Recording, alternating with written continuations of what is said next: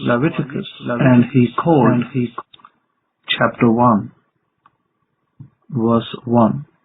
And Yahweh called to Musa, and spoke to him out of the tent of the appointed times, saying, Speak to the children of Israel, and say to them, If any man from you bring an offering to Yahweh, you shall bring your offering of the cattle, even of the herd and of the flock. If his offering be a burnt sacrifice of the herd, let him offer a male without blemish. He shall offer it of his own voluntary will at the door of the tent of the appointed times before Yahweh. And he shall put his hand upon the head of the burnt offering, and it shall be accepted for him to make atonement for him. And he shall kill the bullock before Yahweh, and the Kohanim, Aaron's sons, shall bring the blood, and sprinkle the blood round about the altar that is by the door of the tent of the appointed times. And he shall skin the burnt offering, and cut it into pieces. And the sons of Aaron the Kohen shall put fire upon the altar, and lay the wood in the right order on the fire. And the Kohanim, Aaron's sons, shall lay the parts, the head and the fat, in order upon the wood that is on the fire which is upon the altar. But his innards and his legs shall he wash in Maim, and the Kohen shall burn all on the altar to be a burnt sacrifice, an offering made by fire of a sweet savour to Yahweh. And if his offering be of the flocks, namely of the sheep or of the goats, for a burnt sacrifice, he shall bring it a male without blemish, and he shall kill it on the side of the altar northward before Yahweh. And the Kohanim, Aaron's sons, shall sprinkle his blood round about upon the altar. And he shall cut it into his pieces with his head and his fat, and the Kohen shall lay them in order on the wood that is on the fire which is upon the altar. But he shall wash the innards and the legs with Maim, and the Kohen shall bring it all, and burn it upon the altar. It is a burnt sacrifice, an offering made by fire, of a sweet savour to Yahweh. And if the burnt sacrifice for his offering to Yahweh be of birds, then he shall bring his offering of turtle doves or of young pigeons.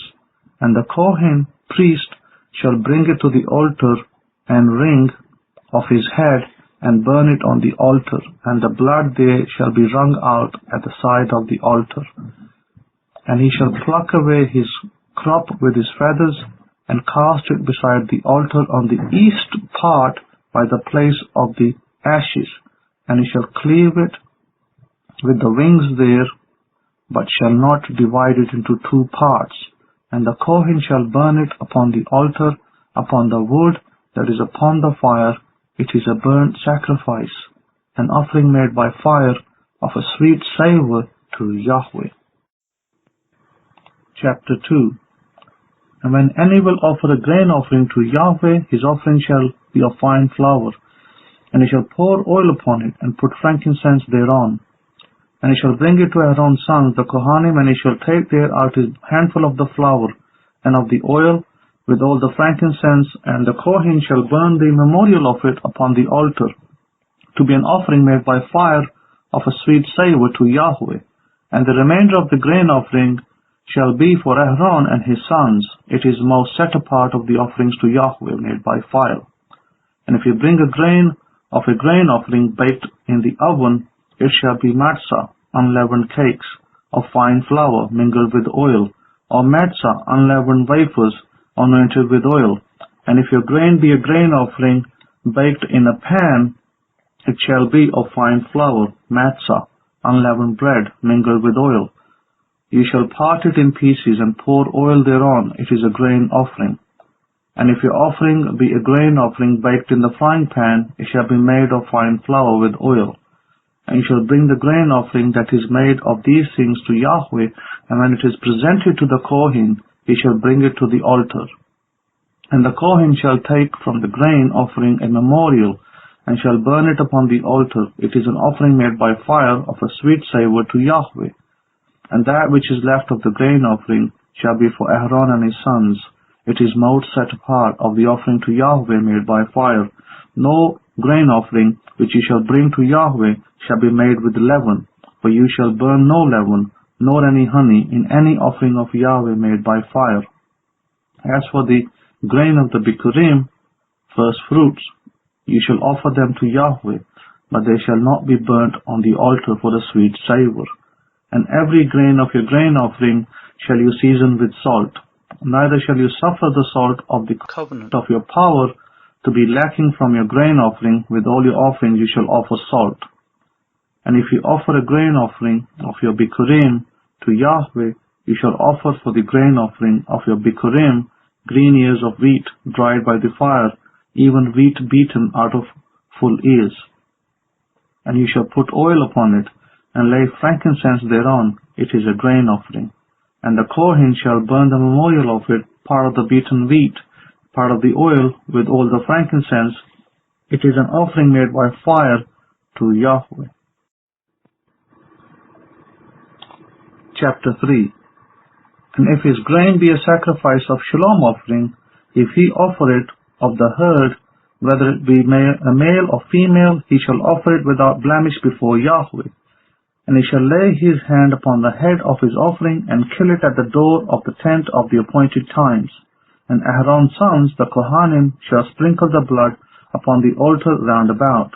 And he shall offer of the sacrifice of the shalom offering an offering made by fire to Yahweh, the fat that covers the innards, and all the fat that is upon the innards, and the 2 kidneys, and the fat that is on them, which is by the loins, and the covers up above the livers with the kidneys, it shall he take away. And Aaron's sons shall burn it on the altar upon the burnt sacrifice, which is upon the wood that is on fire. It is an offering made by fire of a sweet savour to Yahweh. And if his offering be for a sacrifice of shalom offerings to Yahweh of the flock, male or female, he shall offer it without blemish. If he offer a lamb for his offering, then shall he offer it before Yahweh. And he shall lay his hand upon the head of his offering, and kill it before the tent of the appointed times. And Aaron's sons shall sprinkle the blood there round about upon the altar. And he shall offer of the sacrifice of the shalom offering an offering made by fire to Yahweh, its fat, all the fat, tail, which he removes close to the backbone, and the fat that covers the innards, and all the fat that is on the innards, and the 2 kidneys, and the fat that is upon them, which is by the loins, and the covers above the liver, with the kidneys shall he take away. And the Kohen shall burn it upon the altar. It is the food of the offering made by fire to Yahweh. And if his offering be a goat, then he shall offer it before Yahweh. And he shall lay his hand upon the head of it, and kill it before the tent of the appointed times. And the sons of Aaron shall sprinkle the blood there upon the altar round about. And he shall offer there his offering, even an offering made by fire to Yahweh, the fat that covers the innards, and all the fat that is upon the innards, and the 2 kidneys, and the fat that is upon them, which is by the loins, and the covers above the livers with the kidneys, shall he take away. And the Kohen shall burn them upon the altar. It is a food of the offering made by fire for a sweet savour. All the fat is for Yahweh. It shall be an everlasting statute for your generations throughout all your dwellings, that you eat neither fat nor blood. Note: Yahweh was smart to remove all the fat and the elements of the organs that would today give us lots of cholesterol and hence heart disease and death. His people did not experience these kinds of modern diseases because they stayed away from these foods. Needless amount of people today are dying as a result of disobedience and lack of instructions in body health. Fat in animals or even human body is a way to store toxins that can be harmful to us, especially if the inner parts such as the kidneys and liver are not able to process them efficiently for elimination. So fatty cells, the white, adipocyte cells has the ability to enlarge and imprison toxins, heavy metals, chemicals, pollutants, etc. An example, an animal is fed with grass that grows thanks to herbicides. These herbicides are toxic to the animal's body and can eventually lead it to premature death. So in order for this not to occur, the body programs the storage of toxins in the fatty parts of the animal. The same happens in human body, in the white fat cells. In these exist two different fats, the white and the brown one, and guess which one is the best? The brown, because it generates body heat thanks to the presence of iron and oxygen. It is brown fat, yes, brown in color, the same color as the Israelites, and its great way that it burns calories like a furnace. In studies done, it has been found that one form of it, which is turned on when people become cold, it then sucks fat out of the rest of the body to fuel itself as a furnace. In other studies, it was discovered that a second form of brown fat can be created from ordinary white fat by exercise too.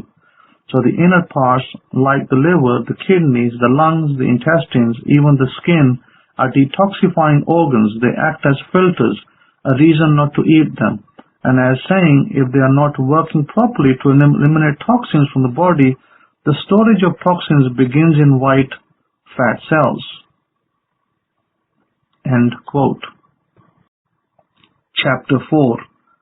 And Yahweh spoke to Musa, saying, Speak to the children of Israel, saying, If a soul shall transgress through ignorance against any of the commandments of Yahweh concerning things which ought not to be done, and shall do against any of them.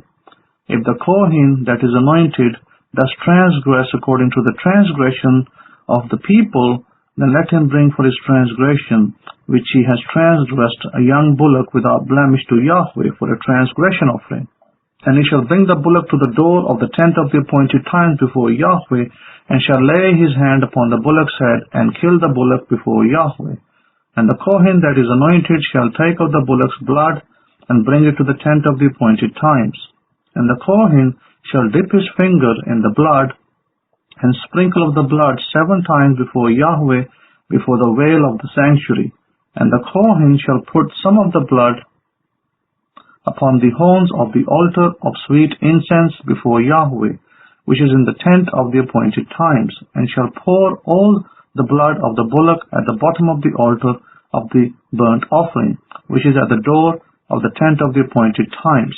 And he shall take off from it all the fat of the bullock for the transgression offering, the fat that covers the innards, and all the fat that is upon the innards, and the 2 kidneys, and the fat that is upon them, which is by the loins, and the lobe above the liver, with the kidneys, it shall he take away.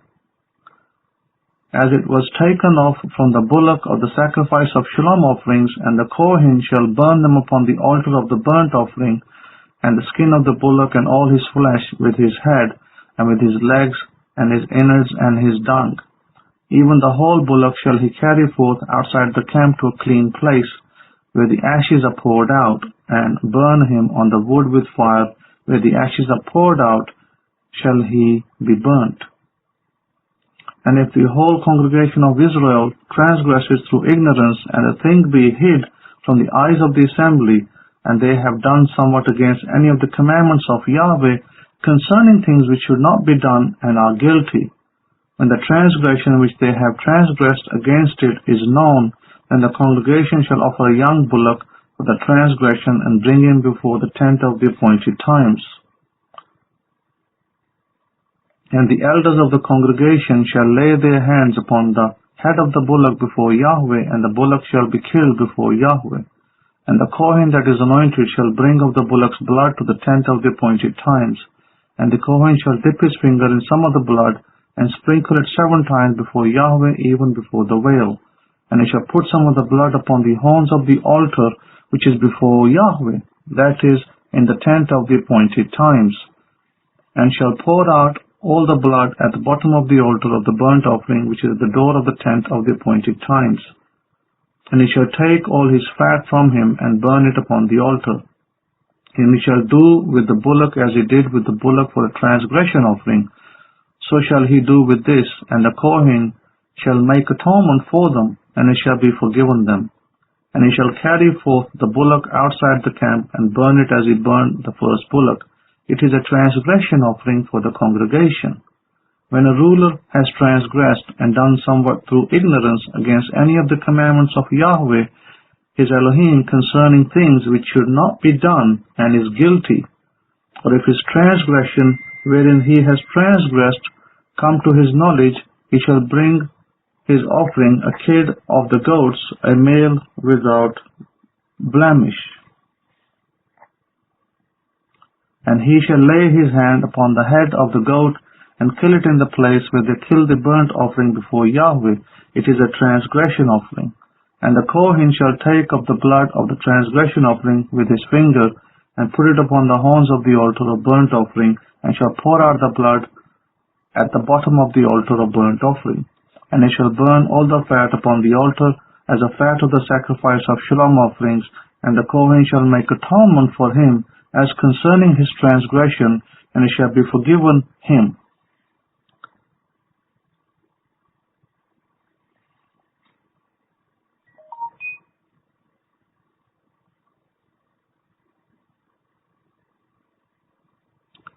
And if any one of the common people transgress through ignorance, while he does somewhat against any of the commandments of Yahweh, concerning things which ought not to be done, and be guilty, or if his transgression which he has transgressed come to his knowledge, then he shall bring his offering, a kid of the goats, a female without blemish, for his transgression which he has transgressed. And he shall lay his hand upon the head of the transgression offering, and slay the transgression offering in the place of the burnt offering. And the Kohen shall take of the blood there with his finger, and put it upon the horns of the altar of burnt offering, and shall pour out all the blood there at the bottom of the altar. And he shall take away all the fat there, as the fat is taken away from of the sacrifice of shalom offerings, and the Kohen shall burn it upon the altar for a sweet savour to Yahweh, and the Kohen shall make an atonement for him, and it shall be forgiven him. And if he brings a lamb for a transgression offering, he shall bring it a female without blemish. And he shall lay his hand upon the head of the transgression offering, and slay it for a transgression offering in the place where they kill the burnt offering. And the Kohen shall take of the blood of the transgression offering with his finger, and put it upon the horns of the altar of burnt offering, and shall pour out all the blood there at the bottom of the altar. And he shall take away all the fat there, as the fat of the lamb is taken away from the sacrifice of the shalom offerings, and the Kohen shall burn them upon the altar according to the offerings made by fire to Yahweh, and the Kohen shall make an atonement for his transgression that he has committed, and it shall be forgiven him. Please note, even today, or in the future time period before the temple is restored, such as in 2016 or 2017, if a person has ignorantly committed a transgression, a sin, then he should bring the equivalent value of an offering to the presiding priest in the gate. And then the presiding priest in the gate can look towards the temple, towards Jerusalem, and can take that value of the goat, the lamb, or the bull offering, depending on the transgression committed and by the people, and then he can still seek forgiveness for him. This statute is valid forever and only applies in sins of ignorance and not in deliberate sins. End note. Chapter 5. And if a soul transgresses and hear the voice of swearing, and is a witness, whether he has seen or known of it, if he do not utter it, then he shall bear his iniquity. Or if a soul touch any unclean thing, whether it be a carcass of an unclean beast, or a carcass of unclean cattle, or the carcass of unclean crawling things, and if it be hidden from him, he also shall be unclean and guilty. Or if he touch the uncleanness of man, whatsoever uncleanness it be that a man shall be defiled with, and it be hid from him, and when he knows of it, then he shall be guilty. Or if a soul swear pronouncing with his lips to do evil, or to do good, whatsoever it be that a man shall pronounce with an oath, and it be hid from him, when he knows of it, then he shall be guilty in one of these. And it shall be, when he shall be guilty in one of these things, that he shall confess the name that he has transgressed in that thing. And he shall bring his trespass offering to Yahweh for his transgression, which he has transgressed, a female from the flock, a lamb or a kid of the goats, for a transgression offering, and the Kohen shall make atonement for him concerning his transgression. And if he be not able to bring a lamb, then he shall bring for his trespass which he has committed 2 turtle doves or 2 young pigeons to Yahweh, one for a transgression offering, and the other for a burnt offering. And he shall bring them to the Kohen, who shall offer that which is for the transgression offering first, and wring off its head from its neck, but shall not divide it asunder. And he shall sprinkle the blood of the transgression offering upon the wall of the altar, and the rest of the blood shall be wrung out at the base of the altar. It is a transgression offering. And he shall offer the second for a burnt offering according to the manner, and the Kohen shall make atonement for him for his transgression, which he has transgressed, and it shall be forgiven him. But if he be not able to bring 2 turtle doves or 2 young pigeons, then he that transgressed shall bring for his offering the 10th part of an ephah of fine flour. For a transgression offering he shall put no oil upon it, neither shall he put any frankincense thereon, for it is a transgression offering. Then shall he bring it to the Kohen, and the Kohen shall take his handful of it, even a memorial there, and burn it on the altar, according to the offerings made by fire to Yahweh. It is a transgression offering. And the Kohen shall make atonement for him as touching his transgression, that he has transgressed in one of these, and it shall be forgiven him, and the remainder shall be the Kohen's, as a grain offering. And Yahweh spoke to Musa, saying, And if a soul commit a trespass and transgression through ignorance in the set-apart things of Yahweh, then he shall bring for his trespass to Yahweh a ram without blemish out of the flocks, with your estimation by shekels of silver, after the shekel of the sanctuary, for a trespass offering. And he shall make amends for the harm that he has done in the set-apart thing, and shall add the 5th part thereto, and give it to the Kohen, and the Kohen shall make atonement for him with the ram of the trespass offering, and it shall be forgiven him. And if a soul transgresses and commit any of these things which are forbidden to be done by the commandment of Yahweh, though he knew it not, yet he is guilty, and shall bear his iniquity. And he shall bring a ram without blemish out of the flock with your estimation for a trespass offering to the Kohen, and the Kohen shall make atonement for him concerning his ignorance, where he erred and knew it not, and it shall be forgiven him. It is a trespass offering.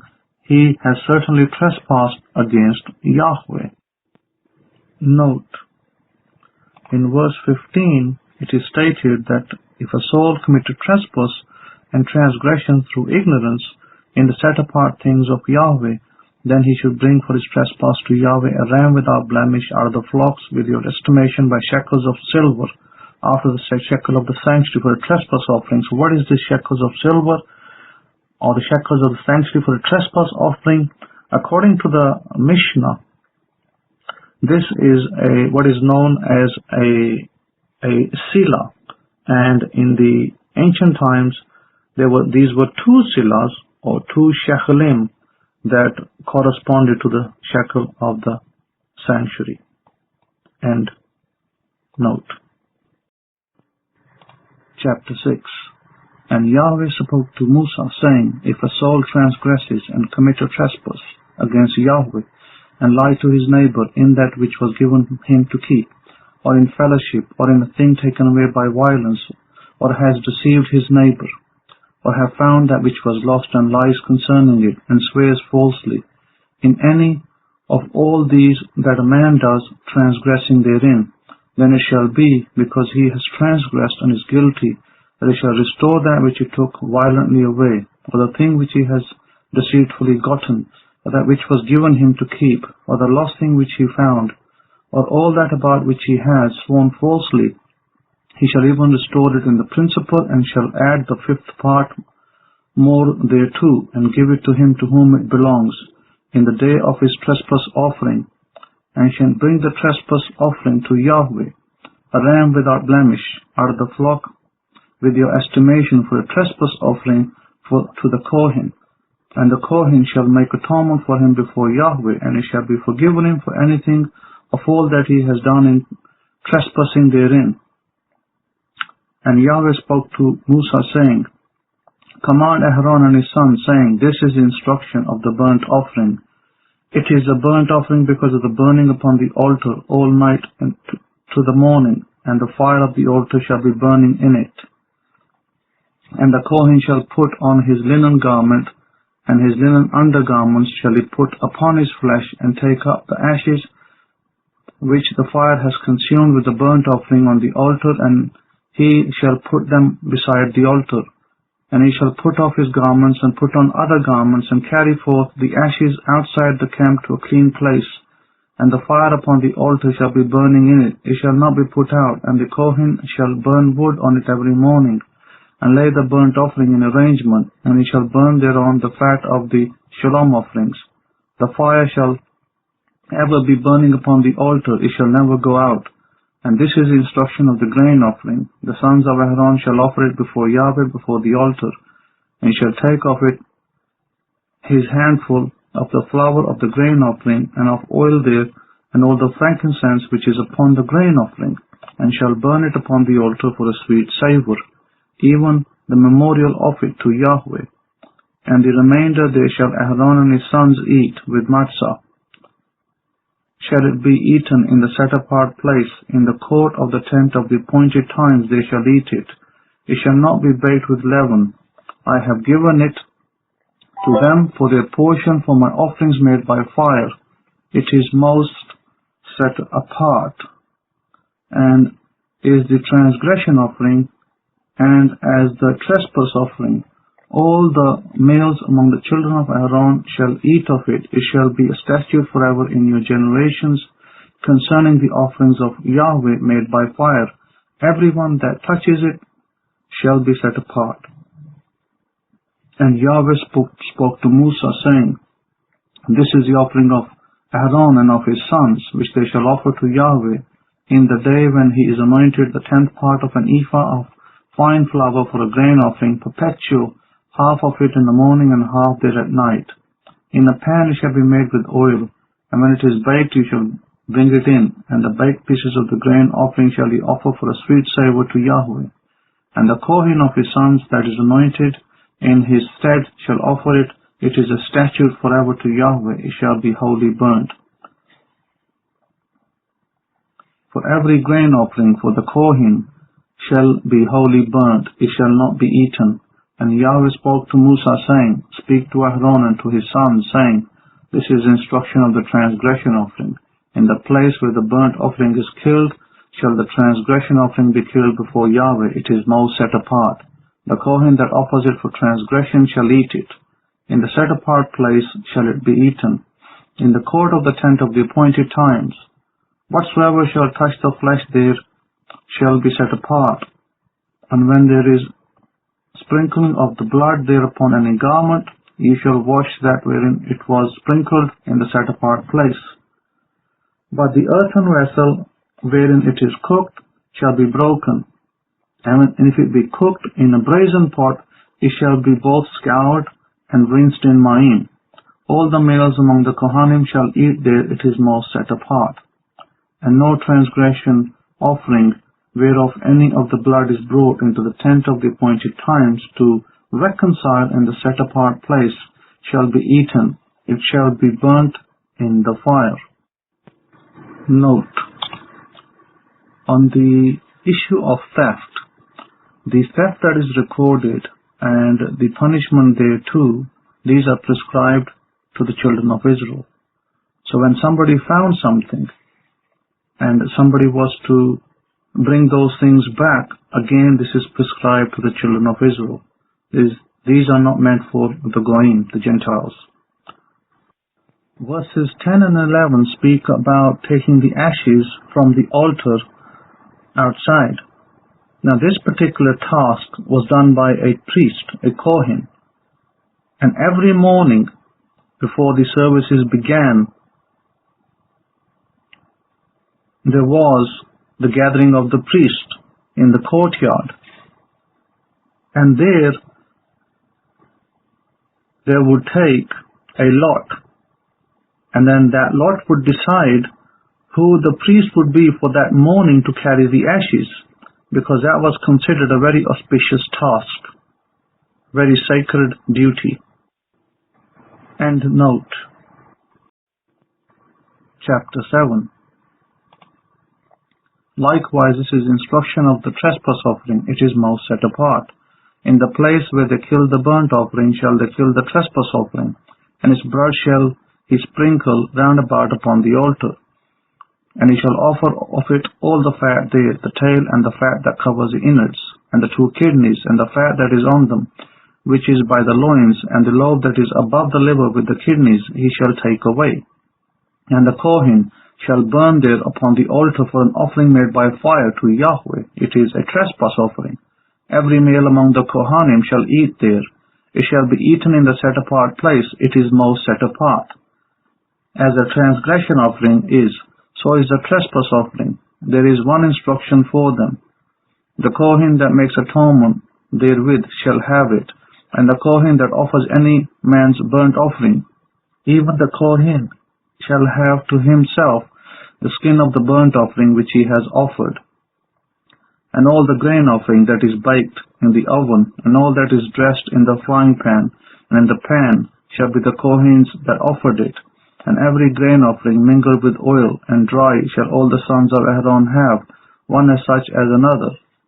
And this is the instruction of the sacrifice of shalom offerings, which he shall offer to Yahweh. If he offer it for a thanksgiving, then he shall offer with the sacrifice of thanksgiving matzah, unleavened cakes mingled with oil, and matzah, unleavened wafers anointed with oil, and cakes mingled with oil of the fine flour, fried. Besides the cakes he shall offer for his offering leavened lachem, bread, with the sacrifice of thanksgiving of his shalom offerings, and of it he shall offer one out of the whole sacrifice for a heave offering to Yahweh, and it shall be the Kohen's that sprinkles the blood of the shalom offerings. And if he shall offer one out of the whole sacrifice for a heave offering to Yahweh, and it shall be the Kohen's that sprinkles the blood of the shalom offerings, and the flesh of the sacrifice of his shalom offerings for thanksgiving shall be eaten the same day that it is offered. He shall not leave any of it until the morning. But if the sacrifice of his offering be a vow or a voluntary offering, it shall be eaten the same day that he offers his sacrifice, and the day after also the remainder of it shall be eaten. But the remainder of the flesh of the sacrifice on the 3rd day shall be burnt with fire. And if any of the flesh of the sacrifice of his shalom offerings be eaten at all on the 3rd day, it shall not be accepted, neither shall it be imputed to him that offers it. It shall be an abomination, and the soul that eats of it shall bear his iniquity. And the flesh that touches any unclean thing shall not be eaten. It shall be burned with fire. As for the flesh, all that be clean shall eat it. But the soul that eats of the flesh of the sacrifice of shalom offerings that pertain to Yahweh, having his uncleanness upon him, even that soul shall be cut off from his people. Moreover, the soul that shall touch any unclean thing, as the uncleanness of man, or any unclean beast, or any abominable unclean thing, and eat of the flesh of the sacrifice of shalom offerings, which pertain to Yahweh, even that soul shall be cut off from his people. And Yahweh spoke to Musa, saying, Speak to the children of Israel, saying, You shall eat no manner of fat of ox, or of sheep, or of goat. And the fat of the animal that dies of itself, and the fat of that which is torn by other animals, may be used in any other use, but you shall in no wise eat of it. For whosoever eats the fat of the animal of which men offer an offering made by fire to Yahweh, even the person that eats it shall be cut off from his people. Moreover, you shall eat no manner of blood, whether it be of birds or of any animals in any of your dwellings. Whatsoever person it be that eats any manner of blood, even that soul shall be cut off from his people. And Yahweh spoke to Musa, saying, Speak to the children of Israel, saying, He that offers a sacrifice of his shalom offerings to Yahweh shall bring his oblation to Yahweh of the sacrifice of his shalom offerings. His own hands shall bring the offerings of Yahweh made by fire, the fat with the breast shall he bring, that the breast may be weighed for a waved offering before Yahweh. And the Kohen shall burn the fat upon the altar, but the breast shall be Aaron's and his sons'. And the right thigh shall he give to the Kohen for a contribution offering of the sacrifices of his shalom offerings. He among the sons of Aaron that offers the blood of the shalom offerings, and the fat shall have the right thigh for his part. For the waved breast and the contribution thigh have I taken of the children of Israel from off the sacrifices of their shalom offerings, and have given them to Aaron the Kohen and to his sons by a statute forever from among the children of Israel. This is a portion of the anointing of Aaron, and of the anointing of his sons, out of the offerings of Yahweh made by fire in the day when he presented them to minister to Yahweh in the Kohen's office, when Yahweh commanded to be given them of the children of Israel in the day that he anointed them by a statute forever throughout their generations. This is instruction of the burnt offering, of the grain offering, and of the transgression offering, and of the trespass offering, and of the consecrations, and of the sacrifice of the shalom offerings, which Yahweh commanded Musa in Mount Sinai in the day that he commanded the children of Israel to offer their offerings to Yahweh in the wilderness of Sinai. Note here that the temple had mainly offerings that were without chametz, without leaven, all year round, but there was times in the temple when chametz, leaven, was allowed. So the temple was without leaven all year round except 2 times. This was when a Tudah offering was given for thanksgiving, in which 40 loaves of bread were brought, out of which 10 were with chametz and the other 30 without chametz. The only other time it was allowed to be chametz when 2 loaves were brought during Pentecost, Shavuot, the time of the giving of Torah, the remembrance of it, and these 2 were allowed to be chametz. And note also that one other very pertinent factor that is mentioned in this particular verse.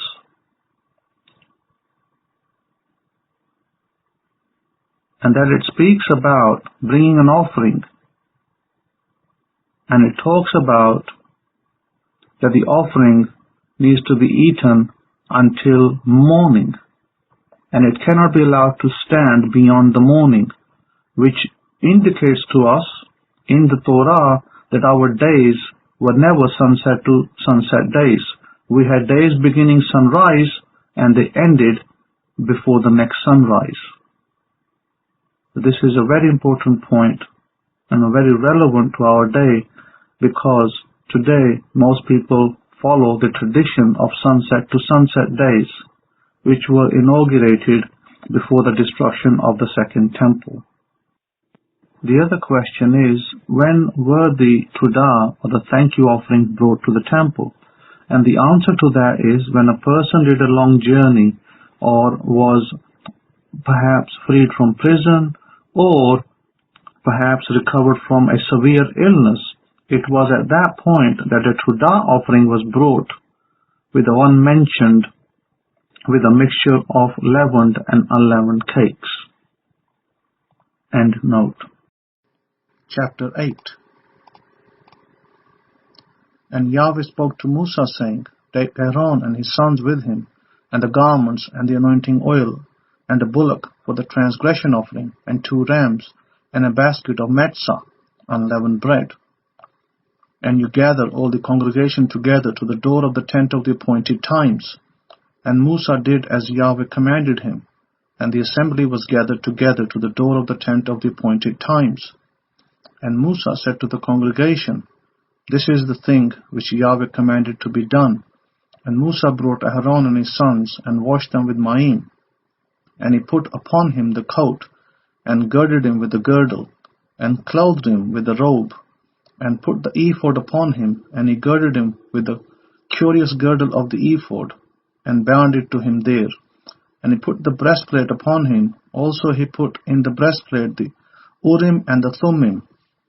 And he put the turban upon his head, also upon the turban, even upon his forefront, did he put the golden plate, the set-apart crown, as Yahweh commanded Musa. And Musa took the anointing oil and anointed the tent, and all that was in there, and sanctified them. And he sprinkled there upon the altar 7 times, and anointed the altar and all his vessels, both the laver and his foot, to sanctify them. And he poured of the anointing oil upon Aaron's head, and anointed him to sanctify him. And Musa brought Aaron's sons, and put coats upon them, and girded them with girdles, and put turbans upon them, as Yahweh commanded Musa. And he brought the bullock for the transgression offering, and Aaron and his sons laid their hands upon the head of the bullock for the transgression offering. And he slaughtered it. And Musa took the blood and put it upon the horns of the altar round about with his finger, and purified the altar, and poured the blood at the base of the altar, and sanctified it to make reconciliation upon it. And he took all the fat that was upon the innards, and the lobe above the liver, and the 2 kidneys, and their fat, and Musa burned it upon the altar. But the bullock and his hide, its flesh and its dung, he burned with fire outside the camp, as Yahweh commanded Musa. And he brought the ram for the burnt offering, and Aaron and his sons laid their hands upon the head of the ram, and he slaughtered it, and Musa sprinkled the blood upon the altar round about. And he cut the ram into pieces, and Musa burnt the head and the pieces and the fat. And he washed the innards and the legs in Maim, and Musa burnt the whole ram upon the altar. It was a burnt sacrifice for a sweet savour, and an offering made by fire to Yahweh, as Yahweh commanded Musa. And he brought the other ram, the ram of consecration, and Aaron and his sons laid their hands upon the head of the ram, and he slaughtered it. And Musa took of the blood of it, and put it upon the tip of Aaron's right ear, and upon the thumb of his right hand, and upon the great toe of his right foot. And he brought Aaron's sons, and Musa put the blood upon the tip of their right ear, and upon the thumbs of their right hands, and upon the great toes of their right feet. And Musa sprinkled the blood upon the altar round about. And he took the fat and the tail, and all the fat that was upon the innards, and the lobe above the liver, and the 2 kidneys and their fat, and the right thigh. And out of the basket of matzah that was before Yahweh, he took 1 matzah cake, and a cake of oiled lachem, and 1 wafer, and put them on the fat and upon the right thigh. And he put all upon Aaron's hands, and upon his sons' hands, and waved them for a wave offering before Yahweh. And Musa took them from off their hands, and burnt them on the altar upon the burnt offering. They were consecrations for a sweet savour. It is an offering made by fire to Yahweh. And Musa took the breast, and waved it for a wave offering before Yahweh. For of the ram of consecration it was Musa's part, as Yahweh commanded Musa. And Musa took of the anointing oil, and of the blood which was upon the altar, and sprinkled it upon Aaron, and upon his garments, and upon his sons' garments with him, and sanctified Aaron and his garments, and his sons' garments with him. And Musa said to Aaron and to his sons, Cook the flesh at the door of the tent of the appointed times, and there eat it with the lachem, that is, in the basket of consecrations, as I commanded, saying, Aaron and his sons shall eat it. And that which remains of the flesh and of the lachem shall you burn with fire. And you shall not go out of the door of the tent of the appointed times in 7 days, until the days of your consecration be at an end. For 7 days shall he consecrate you. As he has done this day, so Yahweh has commanded to do, to make atonement for you. Therefore shall you abide at the door of the tent of the appointed times, day and night 7 days. And keep the charge of Yahweh, that you die not. For so I am commanded. So Aaron and his sons did all things which Yahweh commanded by the hand of Musa. Chapter 9. And it came to pass on the 8th day that Musa called Aaron and his sons and the elders of Israel. And he said to Aaron, Take a young calf for a transgression offering, and a ram for a burnt offering without blemish, and offer them before Yahweh. And to the children of Israel you shall speak, saying, Take a kid of the goats for a transgression offering, and a calf and a lamb, both of the first year without blemish, for a burnt offering. Also a bullock and a ram for shalom offerings, to sacrifice before Yahweh, and a grain offering mingled with oil, for today Yahweh will appear to you.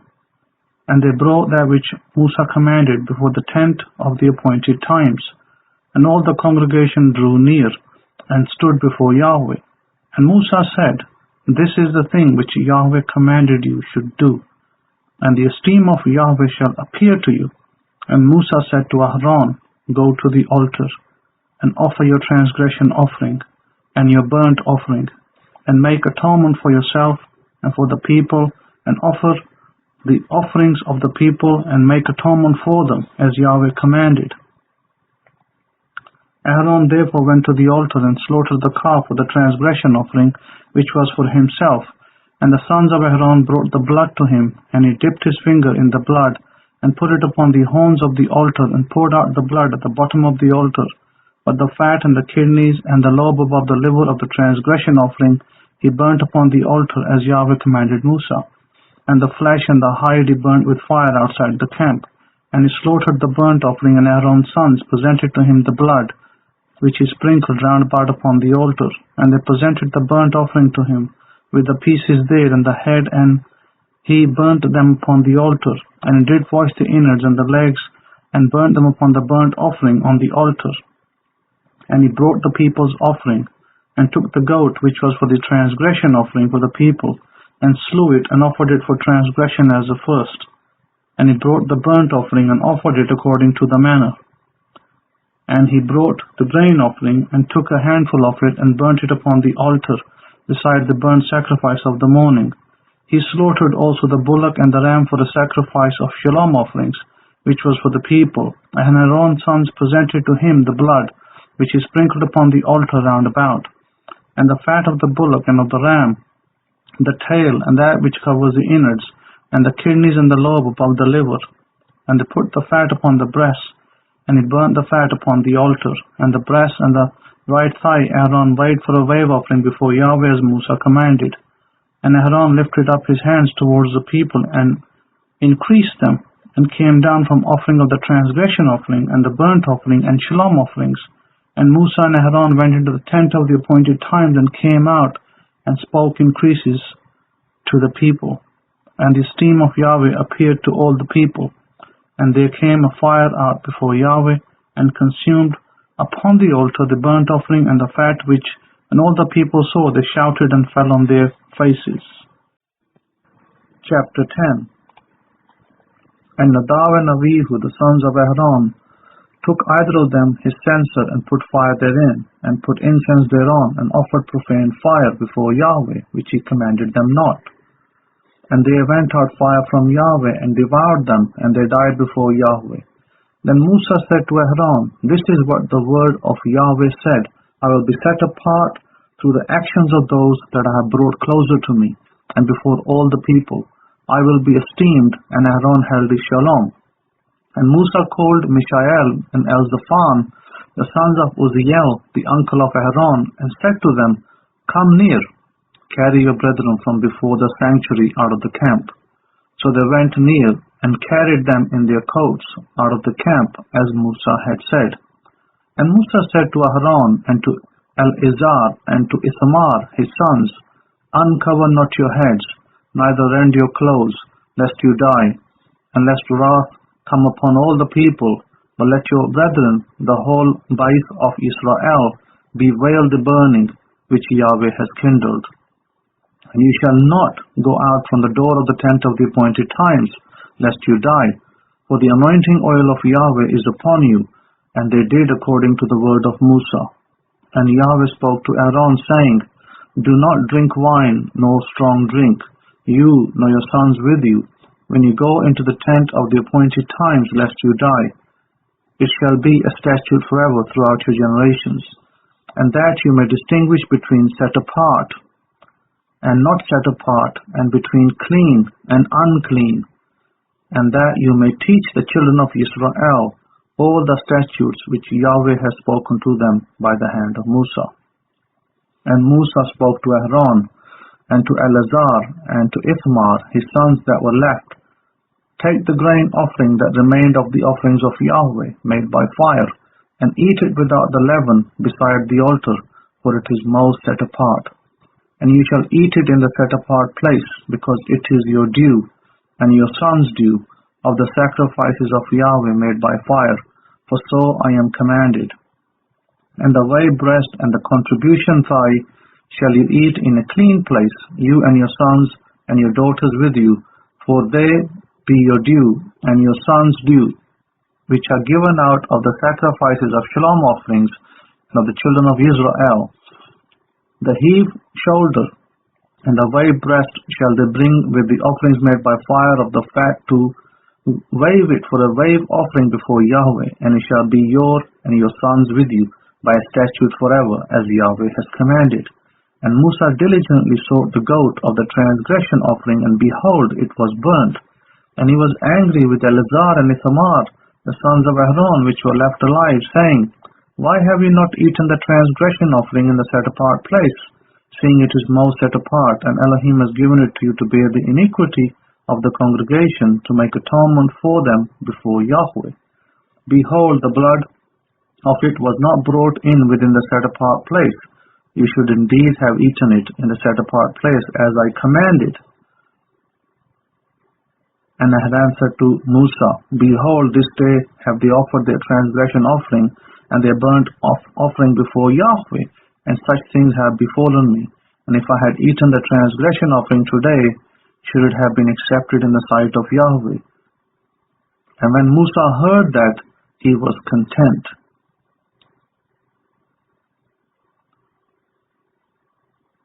Now notice, when Aaron's sons die, Yahweh spoke this soon after the incident with Aaron's sons, so likely what is believed by the rabbinic side is that they were likely in the influence of drink. They did not cover their heads properly as in the previous verse, and Moses warns not to cover your heads. Yet we find that many today also come before the Most High with heads uncovered.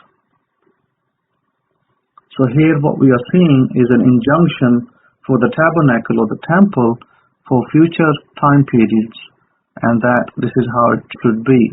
That the priest, the Kohanim, it is their duty also. In verses 10:10, it tells us it is their duty to distinguish what is clean and what is unclean. That means that they have to decide kosher, unkosher, scripture, not scripture, and many other details that are only in the remit of the Kohanim and not for everybody else. So if anybody needs instructions, they need to go to the Kohen in their gates, and that Kohen in their gates can instruct them of what is right and what is wrong. So these are the lessons that we learn, that you're not to come before Yahweh when you're not supposed to. So here we saw the protocols being broken by two sons of Aaron, and the punishment was very severe and immediate. There was no time lapse. So we cannot play games with the God of Israel. End note. Chapter 11.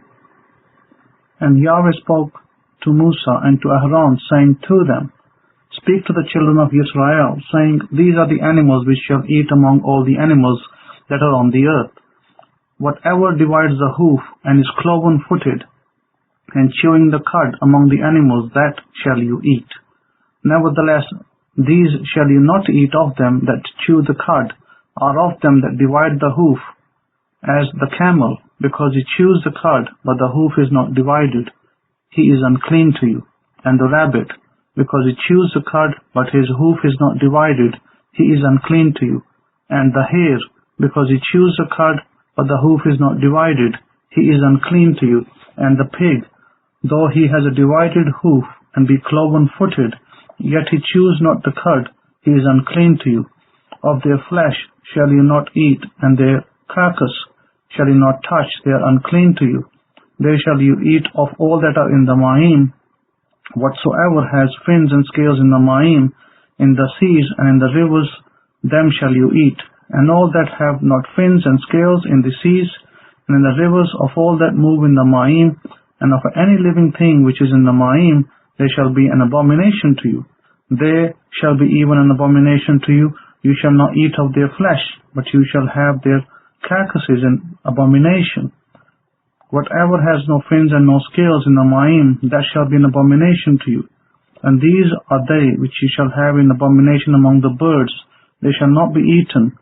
They are an abomination: the eagle, and the vulture, and the black vulture, and the kite, and various species of falcons, the various species of crows, and the ostrich, and the nighthawk, and the seagull, and the hawk after his kind, and the little owl, and the fisher owl, and the great owl, and the white owl, and the pelican, and the carrion vulture, and the stork, the heron after her kind, and the hoopoe, and the bat, all flying insects that creep, going upon all four, shall be an abomination to you. Yet these may you eat of every winged insect that goes upon all four, that have jointed legs for leaping on the ground. Even these of them you may eat, the locust after his kind, and the destroying locust after his kind, and the cricket after his kind, and the grasshopper after his kind. But all other flying insects which have 4 feet or more shall be an abomination to you, and for these you shall be unclean. Whosoever touches the carcass of them shall be unclean until the evening, and whosoever picks up the carcass of them shall wash his clothes, and be unclean until the evening. The carcasses of animals which divide the hoof, and are not cloven-footed, neither chew the cud, will be unclean to you.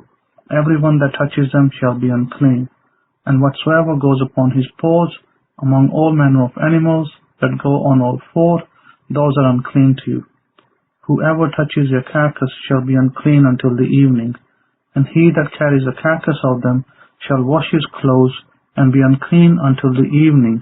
They are unclean to you.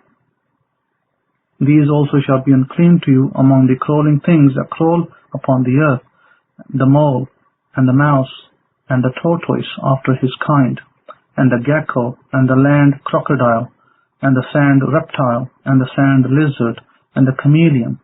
These are unclean to you among all that creep. Whosoever will touch them when they be dead shall be unclean until the even, and upon whatsoever any of them when they are dead will fall, it shall be unclean. Whether it be any vessel of wood, or raiment, or skin, or sack, whatsoever vessel it be, wherein any work is done, it must be put into ma'im, and it shall be unclean until the evening. So it shall be cleansed. And every earthen vessel into which any of them falls, whatsoever is in it shall be unclean, and you shall break it. Of all meat which may be eaten, that on which such ma'im comes shall be unclean, and all drink that may be drunk in every such vessel shall be unclean, and everything whereupon any part of their carcass falls shall be unclean. Whether it be oven, or ranges for pots, they shall be broken down, for they are unclean, and shall be unclean to you. Nevertheless a fountain or pit, wherein there is plenty of ma'im, shall be clean, but that which touches their carcass shall be unclean. And if any part of their carcass fall upon any planting seed, which is to be planted, it shall be clean. But if any ma'im be put upon the seed, and any part of their carcass fall thereon, it shall be unclean to you. And if any kosher animal of which you may eat dies, he that touches the carcass there shall be unclean until the evening. And he that eats of the carcass of it shall wash his clothes, and be unclean until the evening. He also that carries the carcass of it shall wash his clothes, and be unclean until the even. And every creature that crawls upon the earth shall be an abomination, it shall not be eaten. Whatsoever goes upon the belly, and whatsoever goes upon all four, or whatsoever has more feet among all crawling things that crawl upon the earth, them you shall not eat, for they are an abomination.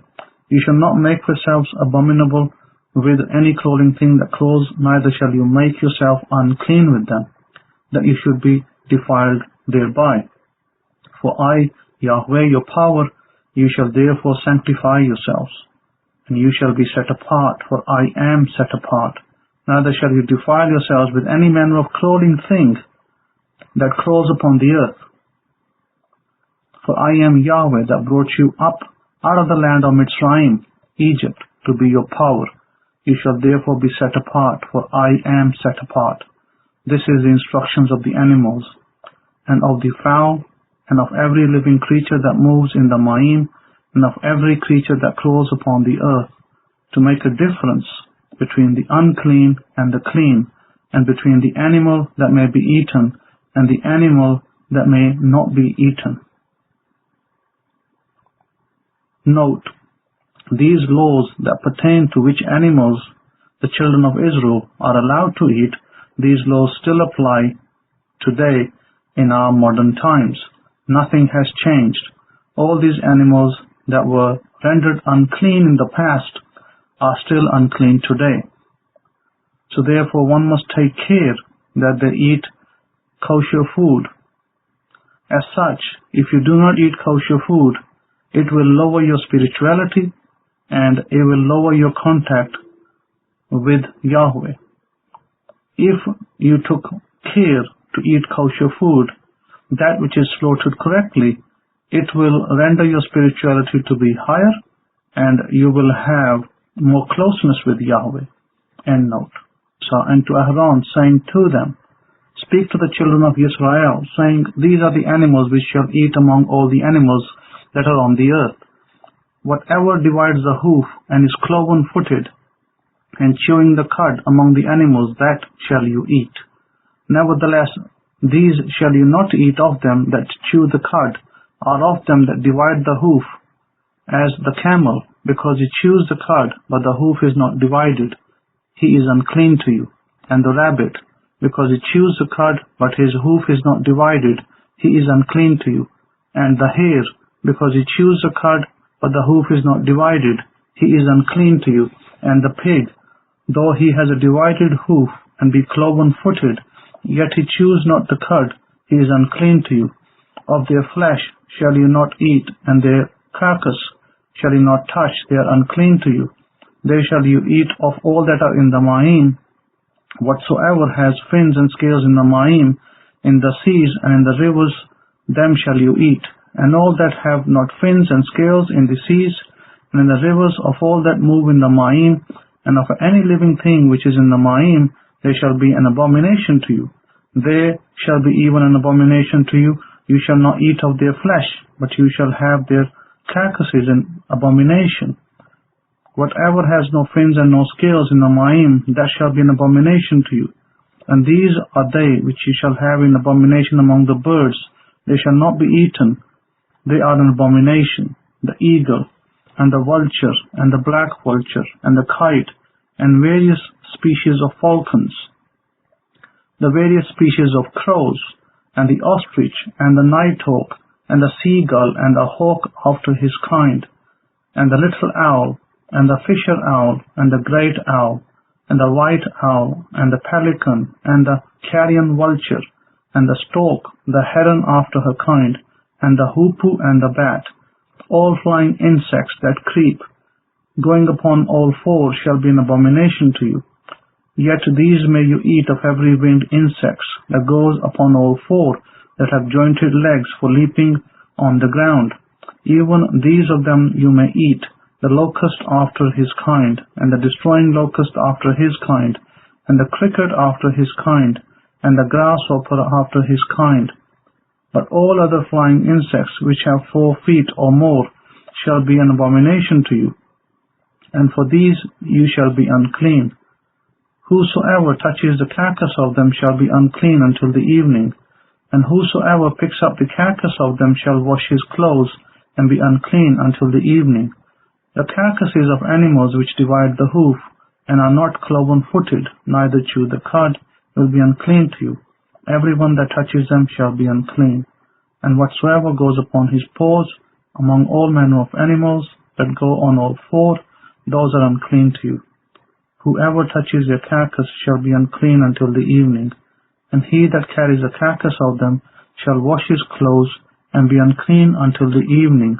They are unclean to you. These also shall be unclean to you among the crawling things that crawl upon the earth, the mole, and the mouse, and the tortoise after his kind, and the gecko, and the land crocodile, and the sand reptile, and the sand lizard, and the chameleon. These are unclean to you among all that creep. Whosoever will touch them when they be dead shall be unclean until the even, and upon whatsoever any of them when they are dead will fall, it shall be unclean. Whether it be any vessel of wood, or raiment, or skin, or sack, whatsoever vessel it be, wherein any work is done, it must be put into Ma'im, and it shall be unclean until the evening. So it shall be cleansed. And every earthen vessel into which any of them falls, whatsoever is in it shall be unclean, and you shall break it. Of all meat which may be eaten, that on which such Ma'im comes shall be unclean, and all drink that may be drunk in every such vessel shall be unclean, and everything whereupon any part of their carcass falls shall be unclean. Whether it be oven, or ranges for pots, they shall be broken down, for they are unclean, and shall be unclean to you. Nevertheless a fountain or pit, wherein there is plenty of Ma'im, shall be clean, but that which touches their carcass shall be unclean. And if any part of their carcass fall upon any planting seed, which is to be planted, it shall be clean. But if any Ma'im be put upon the seed, and any part of their carcass fall thereon, it shall be unclean to you. And if any kosher animal of which you may eat dies, he that touches the carcass there shall be unclean until the evening. And he that eats of the carcass of it shall wash his clothes, and be unclean until the evening. He also that carries the carcass of it shall wash his clothes, and be unclean until the even. And every creature that crawls upon the earth shall be an abomination, it shall not be eaten. Whatsoever goes upon the belly, and whatsoever goes upon all four, or whatsoever has more feet among all crawling things that crawl upon the earth, them you shall not eat, for they are an abomination. You shall not make yourselves abominable with any crawling thing that crawls, neither shall you make yourself unclean with them, that you should be defiled thereby. For I, Yahweh your power, you shall therefore sanctify yourselves, and you shall be set apart, for I am set apart. Neither shall you defile yourselves with any manner of crawling thing that crawls upon the earth. For I am Yahweh that brought you up out of the land of Mitzrayim, Egypt, to be your power. You shall therefore be set apart, for I am set apart. This is the instructions of the animals, and of the fowl, and of every living creature that moves in the Ma'im, and of every creature that crawls upon the earth, to make a difference between the unclean and the clean, and between the animal that may be eaten and the animal that may not be eaten. Note, these laws that pertain to which animals the children of Israel are allowed to eat, these laws still apply today in our modern times. Nothing has changed. All these animals that were rendered unclean in the past are still unclean today. So therefore one must take care that they eat kosher food. As such, if you do not eat kosher food, it will lower your spirituality, and it will lower your contact with Yahweh. If you took care to eat kosher food, that which is slaughtered correctly, it will render your spirituality to be higher, and you will have more closeness with Yahweh. End note. Chapter 12. And Yahweh spoke to Musa, saying, Speak to the children of Israel, saying, If a woman has conceived and given birth to a child, then she shall be unclean 7 days. According to the days of the separation for her infirmity shall she be unclean. And in the 8th day the flesh of his foreskin shall be circumcised. And she shall then continue in the blood of a purifying 33 days. She shall touch no set apart thing, nor come into the sanctuary, until the days of her purifying be fulfilled. But if she bears a female child, then she shall be unclean 2 weeks, as in her separation, and she shall continue in the blood of her purifying 66 days. And when the days of her purifying are fulfilled for a son or for a daughter, she shall bring a lamb of the first year for a burnt offering, and a young pigeon or a turtle dove for a transgression offering, to the door of the tent of the appointed times, to the Kohen, who shall offer it before Yahweh, and make atonement for her. And she shall be cleansed from the issue of her blood. This is the instruction for her that has borne a male or a female. And if she not be able to bring a lamb, then she shall bring 2 turtle doves, or 2 young pigeons, the one for the burnt offering, and the other for a transgression offering, and the Kohen shall make atonement for her, and she shall be clean. Note: a woman is unclean after giving birth for the first week for a male child, and then she has to continue for 33 days thereafter until the bleeding completely stops. Note also that the instruction is given that a male child, a baby boy, must be circumcised, and this instruction is forever, even today. And the circumcision must be done by the latest of the 8th day, as given to Abraham our father, as part of the contract agreement given to Abraham. Notice also, which is very important, that if a child is sick or is born sick, such as a male child, therefore the circumcision can be postponed until he gets well. And this is all part of the halakha, how the Hebrews do things. End note. Chapter 13. And Yahweh spoke to Musa and Aaron, saying, when a man shall have in the skin of his flesh a swelling, a scab, or bright spot, and it be in the skin of his flesh like the disease of leprosy, then he shall be brought to Aaron the Kohen, or to one of his sons, the Kohanim. And the Kohen shall look on the sores upon the skin of the flesh, and when the hair in the sore is turned white, and the sore inside be deeper than the skin of his flesh, it is a disease of leprosy. And the Kohen shall look on him and pronounce him unclean. And if the bright spot be white in the skin of his flesh, and inside be not deeper than the skin, and the hair they be not turned white, then the Kohen shall shut up him that has a disease 7 days.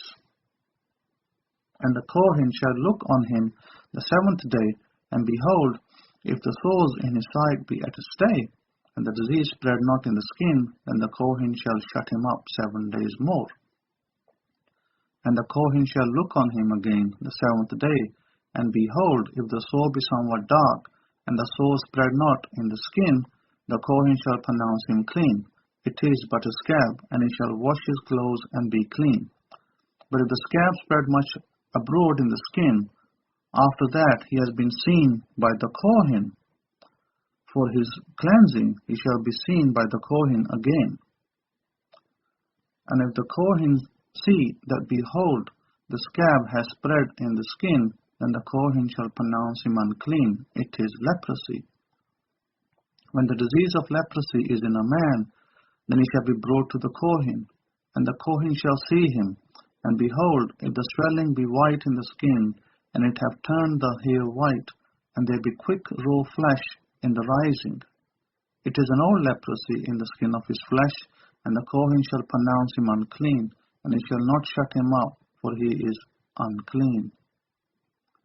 And if leprosy breaks out on the skin, and the leprosy covers all the skin of him that has a sore, from his head even to his foot, wheresoever the Kohen sees, then the Kohen shall consider, and behold, if the leprosy has covered all his flesh, he shall pronounce him clean that has the plague. It is all turned white, he is clean. But when raw flesh appears in him, he shall be unclean. And the Kohen shall see the raw flesh, and pronounce him to be unclean. For the raw flesh is unclean, it is leprosy. But if the raw flesh turn again, and be changed to white, he shall come to see the Kohen.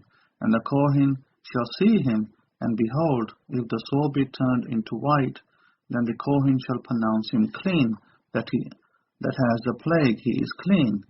the flesh also, in which even in the skin there was a boil, and is healed. And in the place of the boil there be a white swelling or a bright spot, white and somewhat reddish, and it be showed to the Kohen. And if when the Kohen sees it, behold, it be in sight lower than the skin, and the hair there be turned white, the Kohen shall pronounce him unclean. It is a plague of leprosy broken out of the boil. But if the Kohen look on it, and behold, there be no white hairs therein, and if it be not lower than the skin, but be somewhat dark, then the Kohen shall shut him up 7 days. And if it spread much abroad in the skin, then the Kohen shall pronounce him unclean. It is a plague. But if the bright spot stay in his place, and spread not, it is a burning boil, and the Kohen shall pronounce him clean. Or if there be any flesh in the skin whereof there is hot burning, and the quick flesh that burns have a white bright spot, somewhat reddish or white, and the Kohen shall look upon it, and behold, if the hair in the bright spot be turned white, and it be in sight deeper than the skin, it is a leprosy broken out of the burning. Wherefore the Kohen shall pronounce him unclean. It is a plague of leprosy.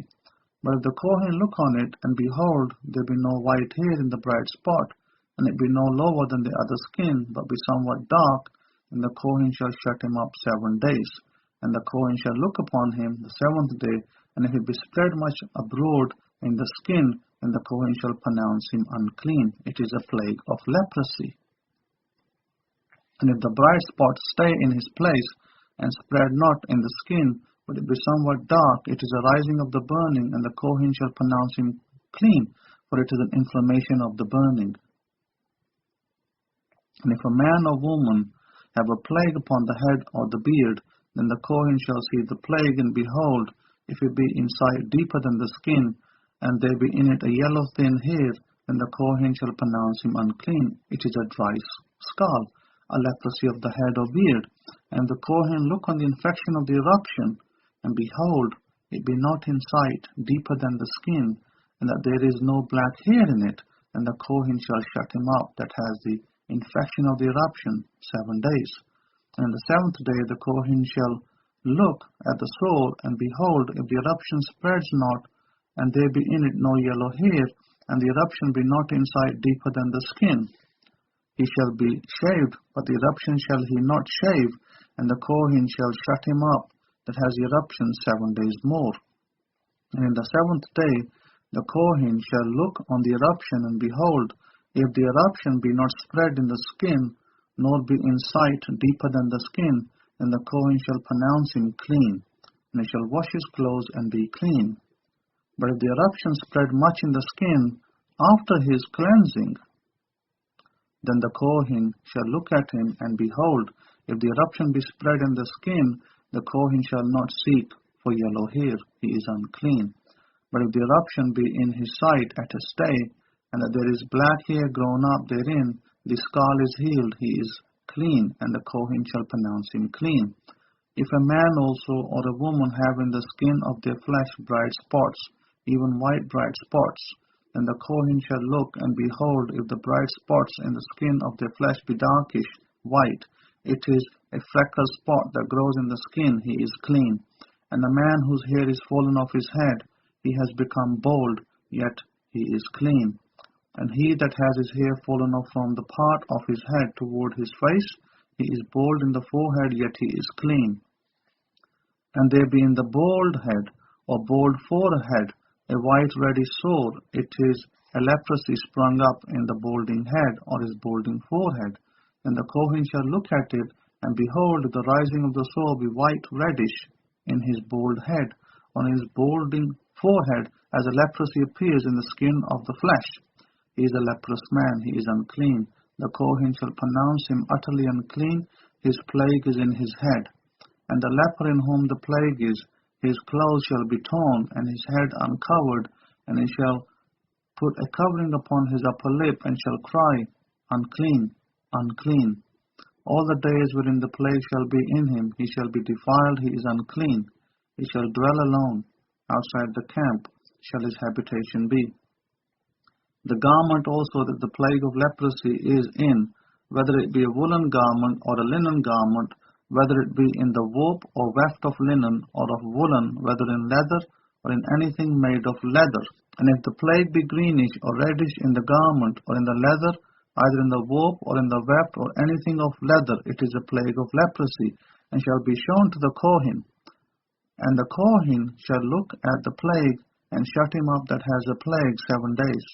And he shall look at the plague on the 7th day.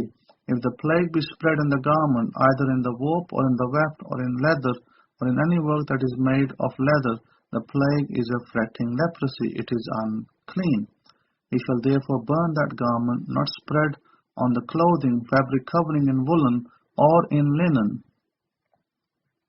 or anything of leather wherein the plague is, for it is a fretting leprosy.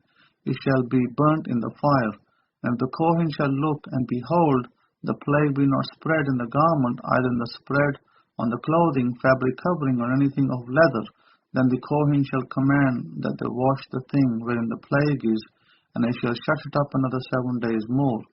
And the Kohen shall look on the plague, after that it is washed, and behold, if the plague have not changed its color, and the plague be not spread, it is unclean. You shall burn it in the fire. It continues eating away, whether it be bare within or outside.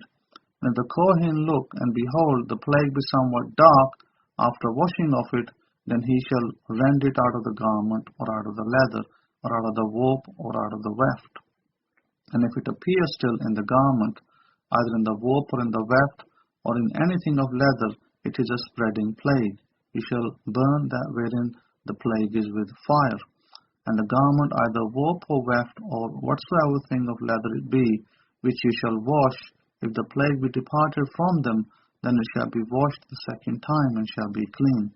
This is the Torah of the plague of leprosy, in a garment of woolen or linen, either in the warp or weft, or anything of leather, to pronounce it clean, or to pronounce it unclean. Chapter 14. And Yahweh spoke to Musa, saying, This shall be the Torah of the leper. In the day of his cleansing he shall be brought to the Kohen, and the Kohen shall go forth out of the camp, and the Kohen shall look, and behold, if the plague of leprosy be healed in the leper, then shall the Kohen command to take for him that is to be cleansed 2 birds alive and clean, and cedar wood, and scarlet and hyssop. And the Kohen shall command that one of the birds be killed over an earthen vessel, over running wine. As for the living bird, he shall take it, and the cedar wood, and the scarlet, and the hyssop, and shall dip them and the living bird in the blood of the bird that was killed over the running wine. And he shall sprinkle upon him that is to be cleansed from the leprosy 7 times, and shall pronounce him clean, and shall let the living bird loose into the open field. And he that is to be cleansed shall wash his clothes, and shave off all his hair, and wash himself in Maim, that he may be clean. And after that he shall come into the camp, and shall stay out of his tent 7 days. But it shall be on the 7th day that he shall shave all his hair off his head, and his beard, and his eyebrows, even all his hair he shall shave off, and he shall wash his clothes, and also he shall wash his flesh in Maim, and he shall be clean. And on the 8th day he shall take 2 he-lambs without blemish, and 1 male ewe lamb 1 year old without blemish, and 3/10 deals of fine flour for a grain offering mingled with oil, and 1 log of oil. And the Kohen that makes him clean shall present the man that is to be made clean, and those things before Yahweh at the door of the tent of the appointed times. And the Kohen shall take 1 male lamb, and offer him for a trespass offering, and the log of oil, and wave them for a wave offering before Yahweh. And he shall slaughter the lamb in the place where he shall slaughter the transgression offering, and the burnt offering in the set-apart place. For as a transgression offering is the Kohen's, so is the trespass offering, it is most set apart. And the Kohen shall take some of the blood of the trespass offering, and the Kohen shall put it upon the tip of the right ear of him that is to be cleansed, and upon the thumb of his right hand, and upon the great toe of his right foot. And the Kohen shall take some of the log of oil, and pour it into the palm of his own left hand, and the Kohen shall dip his right finger in the oil that is in the left hand, and shall sprinkle of the oil with his finger 7 times before Yahweh. And the rest of the oil that is in the hand shall the Kohen put upon the tip of the right ear of him that is to be cleansed, and upon the thumb of him of his right hand, and upon the great toe of his right foot, upon the blood of the trespass offering. And the remnant of the oil that is in the Kohen's hand he shall pour upon the head of him that is to be cleansed. And the Kohen shall make atonement for him before Yahweh. And the Kohen shall offer the transgression offering and make atonement for him. And the Kohen shall offer the transgression offering and make atonement for him that is to be cleansed from his uncleanness, and afterwards he shall kill the burnt offering. And the Kohen shall offer the burnt offering and the grain offering upon the altar, and the Kohen shall make atonement for him, and he shall be clean. And if he be poor and cannot get so much, then he shall take 1 lamb for a trespass offering to be waved, to make an atonement for him, and 1/10 deal of fine flour mingled with oil for a grain offering, and a log of oil, and 2 turtle doves or 2 young pigeons, such as he is able to get, and the one shall be a transgression offering, and the other a burnt offering. And he shall bring them on the 8th day for his cleansing to the Kohen, to the door of the tent of the appointed times, before Yahweh. And the Kohen shall take the lamb of the trespass offering and the log of oil, and the Kohen shall wave them for a wave offering before Yahweh. And he shall kill the lamb of the trespass offering, and the Kohen shall take some of the blood of the trespass offering, and put it upon the tip of the right ear of him that is to be cleansed, and upon the thumb of his right hand, and upon the great toe of the right foot. And the Kohen shall pour of the oil into the palm of his own left hand, and the Kohen shall sprinkle with his right finger some of the oil that is in his left hand 7 times before Yahweh. And the Kohen shall put of the oil that is in his hand upon the tip of the right ear of him that is to be cleansed, upon the thumb of his right hand, upon the great toe of his right foot, upon the place of the blood of the trespass offering. And the rest of the oil that is in the Kohen's hand he shall put upon the head of him that is to be cleansed, to make atonement for him before Yahweh. And he shall offer the one of the turtle doves or the young pigeons, such as he can get, even such as he is able to get, the one for a transgression offering, and the other for a burnt offering, with the grain offering. And the Kohen shall make atonement for him that is to be cleansed before Yahweh. This is the Torah of him in whom is the plague of leprosy, whose hand is not able to get that which pertains to his cleansing. And Yahweh spoke to Musa and to Aaron, saying, When you become into the land of Canaan, which I give to you for a possession, and I put the plague of leprosy in the base house of the land of your possession, and he that owns the base shall come and tell the Kohen, saying, It seems to me there is as it were a plague in the base. Then the Kohen shall command that they empty the base before the Kohen go into it to see the plague, that all that is in the base be not made unclean, and afterward the Kohen shall go in to see the base. And he shall look on the plague, and behold, if the plague be in the walls of the base, with hollow streaks, greenish or reddish, which in sight are lower than the wall, then the Kohen shall go out of the base to the door of the base, and shut up the base 7 days. And the Kohen shall come again the 7th day, and shall look, and behold, if the plague be spread in the walls of the base, then the Kohen shall command that they take away the stones in which the plague is, and they shall cast them into an unclean place outside the city. And they shall cause the base to be scraped within round about, and they shall pour out the dust that they scrape off outside the city into an unclean place. And they shall take other stones, and put them in the place of those stones, and he shall take other mortar, and shall plaster the base. And if the plague come again and break out in the base, after that he has taken away the stones, and after he has scraped the base, and after it is plastered, then the Kohen shall come and look, and behold, if the plague be spread in the base, it is an active leprosy in the base, it is unclean. And he shall break down the base, the stones of it, and the timber there, and all the mortar of the base, and shall carry them forth out of the city into an unclean place. Moreover, He that goes into the bath all the while that it is shut up shall be unclean until the evening. And he that sleeps in the bath shall wash his clothes, and he that eats in the bath shall wash his clothes. And if the Kohen shall come in and look upon it, and behold, the plague has not spread in the bath after the bath was plastered, then the Kohen shall pronounce the bath clean, because the plague is healed. And he shall take to cleanse the bath 2 birds, and cedar wood, and scarlet, and hyssop. And he shall kill the one of the birds over an earthen vessel over running mayim. He shall take the cedar wood, and the hyssop, and the scarlet, and the living bird, and dip them in the blood of the slaughtered birds, and the running mayim, and sprinkle the bath 7 times.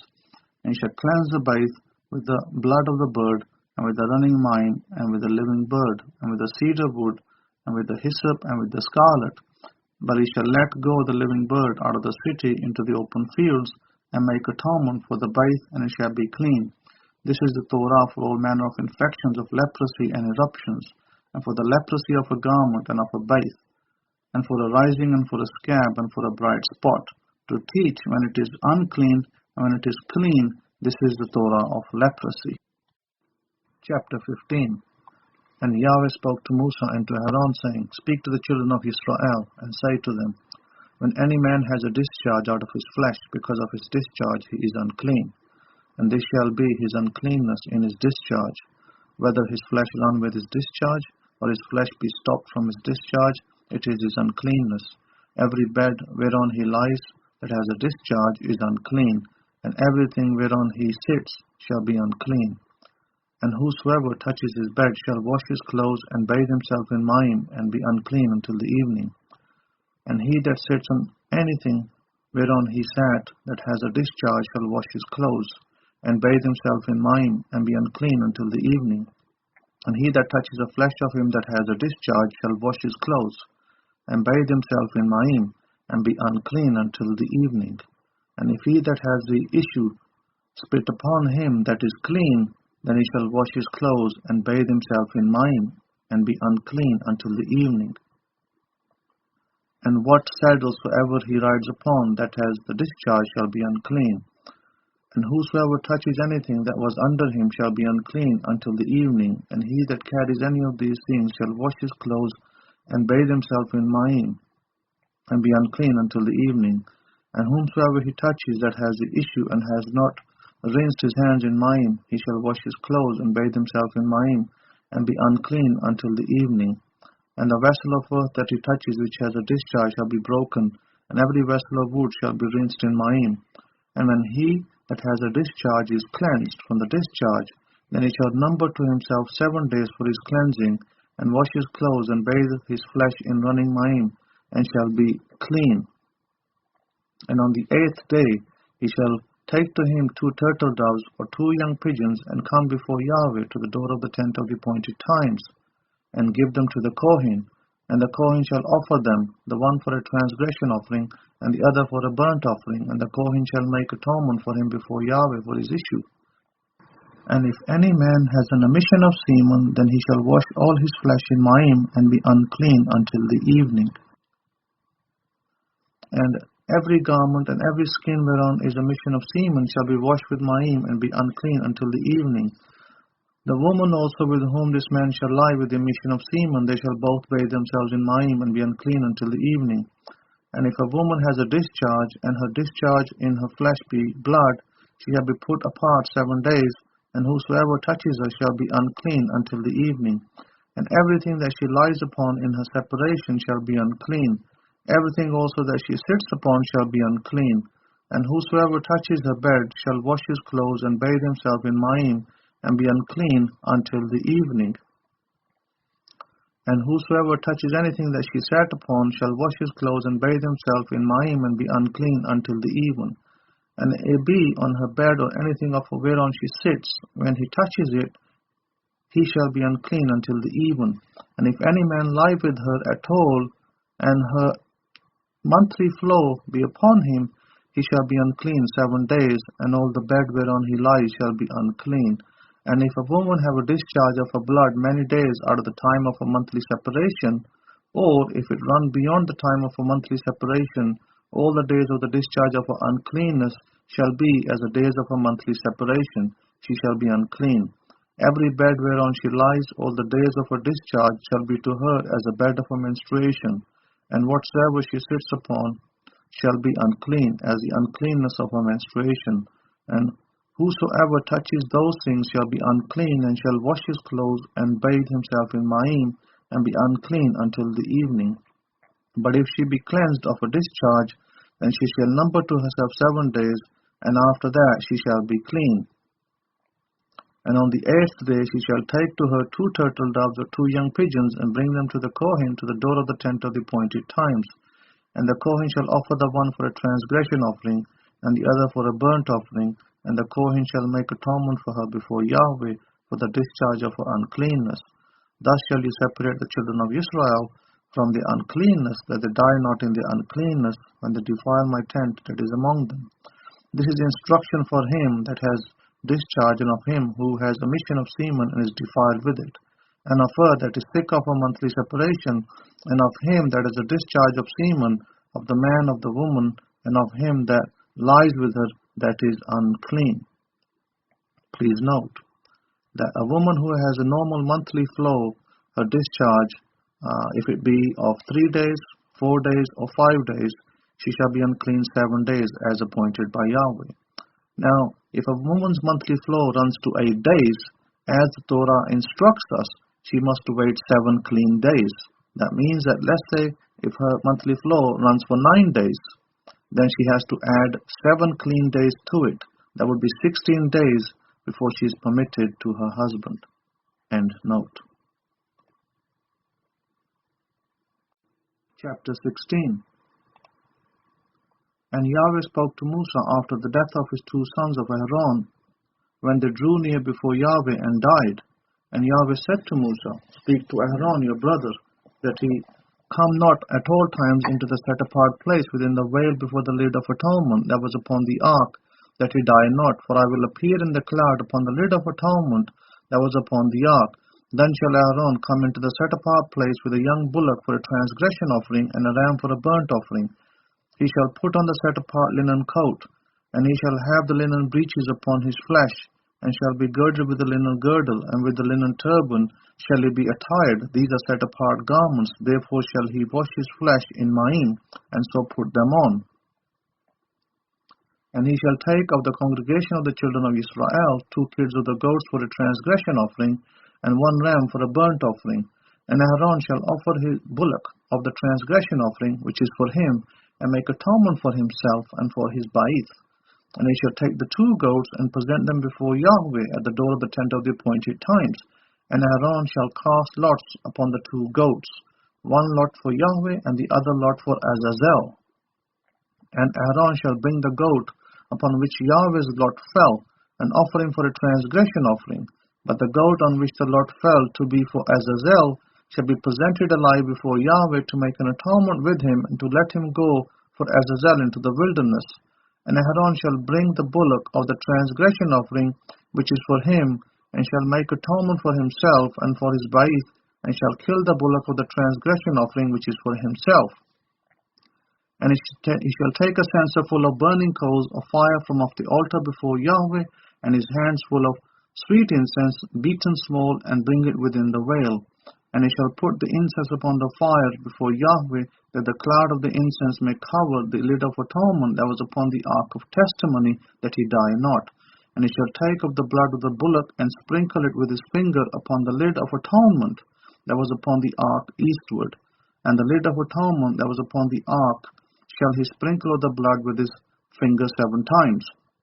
Then shall he slaughter the goat of the transgression offering that is for the people, and bring his blood within the veil, and do with that blood as he did with the blood of the bullock, and sprinkle it upon the lid of atonement that was upon the ark.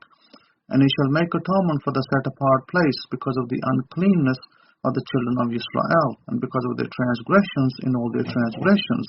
And so shall he do for the tent of the appointed times that remains among them in the midst of their uncleanness. And there shall be no man in the tent of the appointed times when he goes in to make an atonement in the set-apart place, until he come out and have made an atonement for himself and for his household and for all the congregation of Israel. And he shall go out to the altar that is before Yahweh and make atonement for it, and shall take of the blood of the bullock and of the blood of the goat, and put it upon the horns of the altar round about. And he shall sprinkle the blood upon it with his finger 7 times, and cleanse it, and set it apart from the uncleanness of the children of Israel. And when he has made an end of reconciling the set apart place, and the tent of the appointed times, and the altar, he shall bring the live goat. And Aaron shall lay both his hands upon the head of the live goat, and make confession in the name over him with all the iniquities of the children of Israel, and all their transgressions, putting them upon the head of the goat, and shall send him away by the hand of a fit man into the wilderness. And the goat shall bear upon him all the iniquities to a land not inhabited, and he shall let go the goat in the wilderness. And Aaron shall come into the tent of the appointed times, and shall put off the linen garments which he put on when he went into the set apart place, and shall leave them there. And he shall wash his flesh with mayim in the set apart place, and put on his garments, and come forth, and offer his burnt offering, and the burnt offering of the people, and make atonement for himself and for the people. And the fat of the transgression offering shall he burn upon the altar. And he that let go the goat for Azazel shall wash his clothes, and bathe his flesh in mayim, and afterwards come into the camp. And the bullock for the transgression offering, and the goat for the transgression offering, whose blood was brought in to make atonement in the set apart place, shall one carry forth outside the camp, and they shall burn in the fire their skins, and their flesh, and their dung. And he that burns them shall wash his clothes, and bathe his flesh in mayim, and afterwards he shall come into the camp.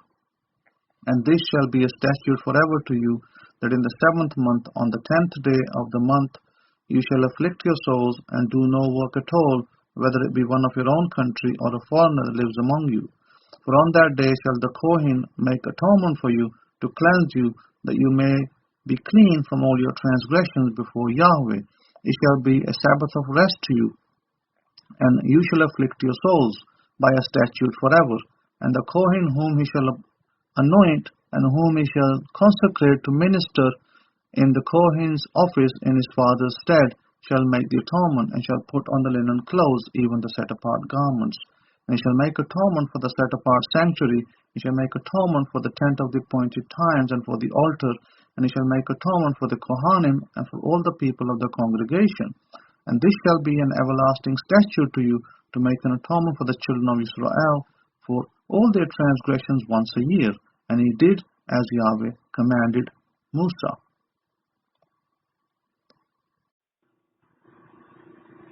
Chapter 17.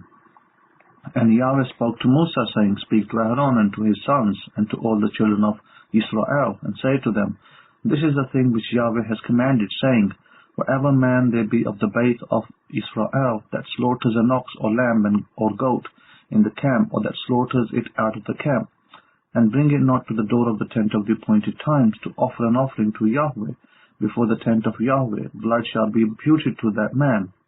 He has shed blood, and that man shall be cut off from among his people, to the end that the children of Israel may bring their sacrifices which they offer in the open field, even that they may bring them to Yahweh, to the door of the tent of the appointed times, to the Kohen, and offer them for shalom offerings to Yahweh.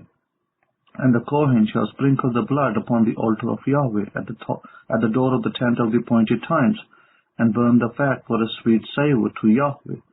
And they shall no more offer their sacrifices to goat demons, after whom they have gone whoring.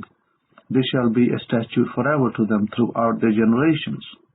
And you shall say to them, Whatever man there be of the base of Israel, or of the strangers which sojourn among you, that offers a burnt offering or sacrifice, and brings it not to the door of the tent of the appointed times, to offer it to Yahweh, even that man shall be cut off from among his people.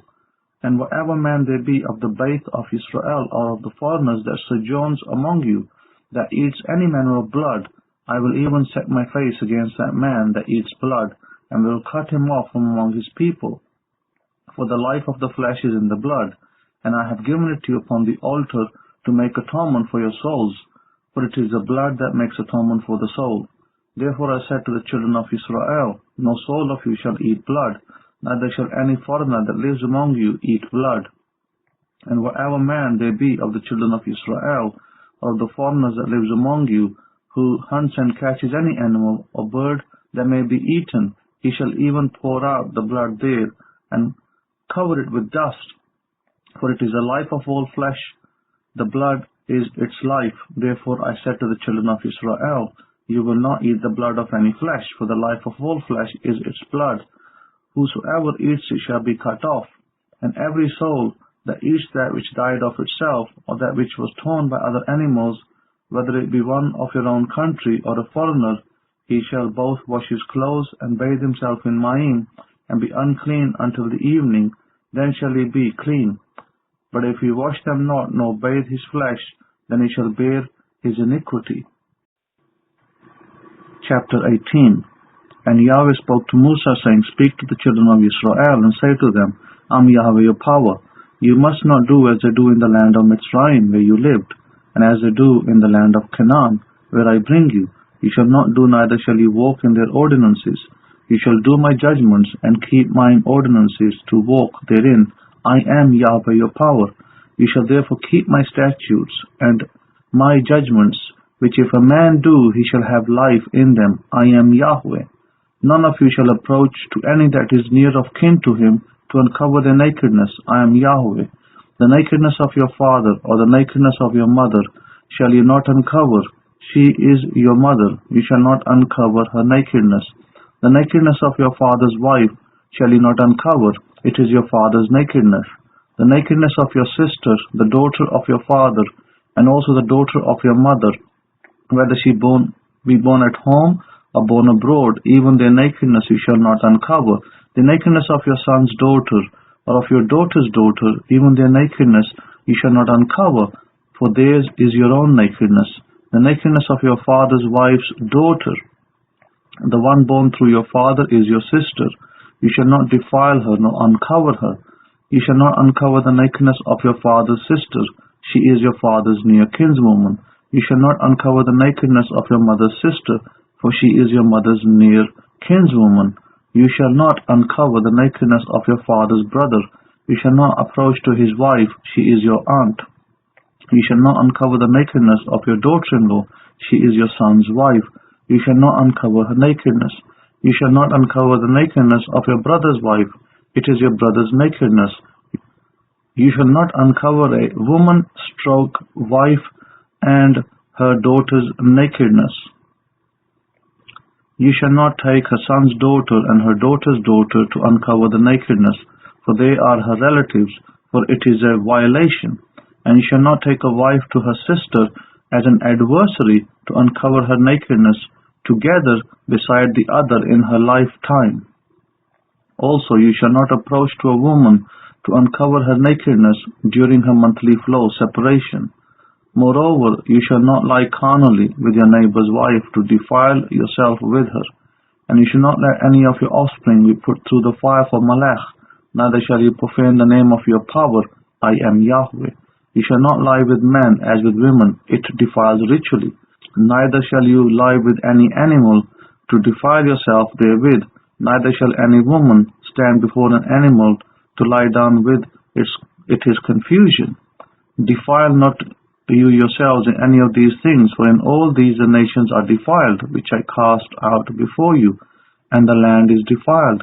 Therefore I do visit the iniquity here about it, and the land itself vomits out her inhabitants. You shall therefore keep my statutes and my judgments, and shall not commit any of these ritual defilements, neither any of your own nation, nor any foreigner that lives among you.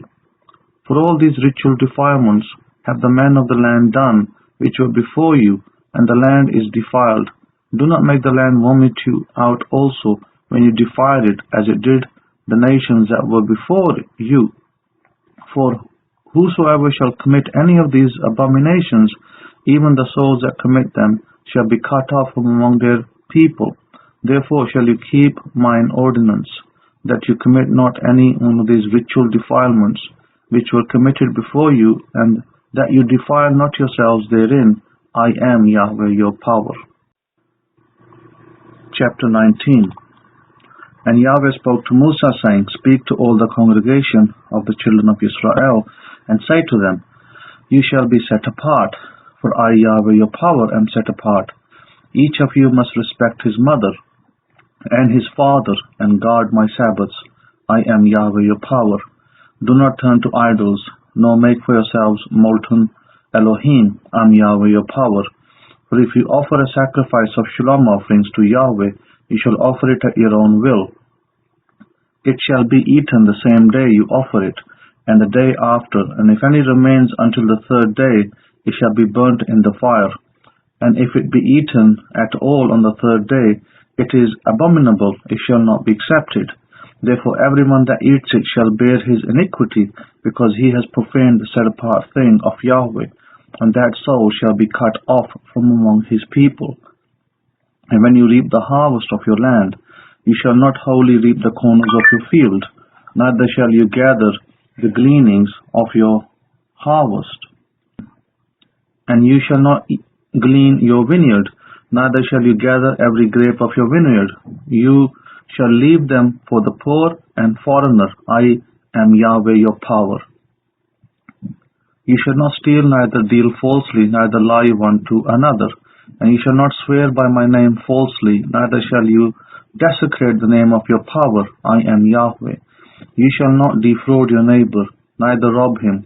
The wages of him that is hired shall not abide with you all night until the morning.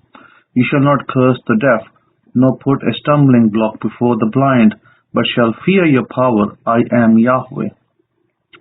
You shall do no wrong ruling in judgment. You shall not respect the person of the poor, nor respect the person of the mighty, but in right ruling shall you judge your neighbor. You shall not go up and down as a slanderer among your people, neither shall you stand against the blood of your neighbor. I am Yahweh. You shall not hate your brother in your heart. You shall rebuke your neighbor, and not suffer transgression upon yourself for his sake. You shall not avenge, nor bear any grudge against the children of your people, but you shall love your neighbor as yourself. I am Yahweh. You shall keep my statutes. You shall not allow different animals to crossbreed. You shall not sow your field with mixed seed, neither shall a garment mixed of linen and woolen come upon you.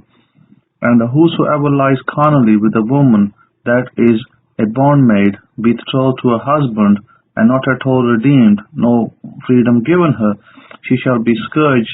They shall not be put to death, because she was not free.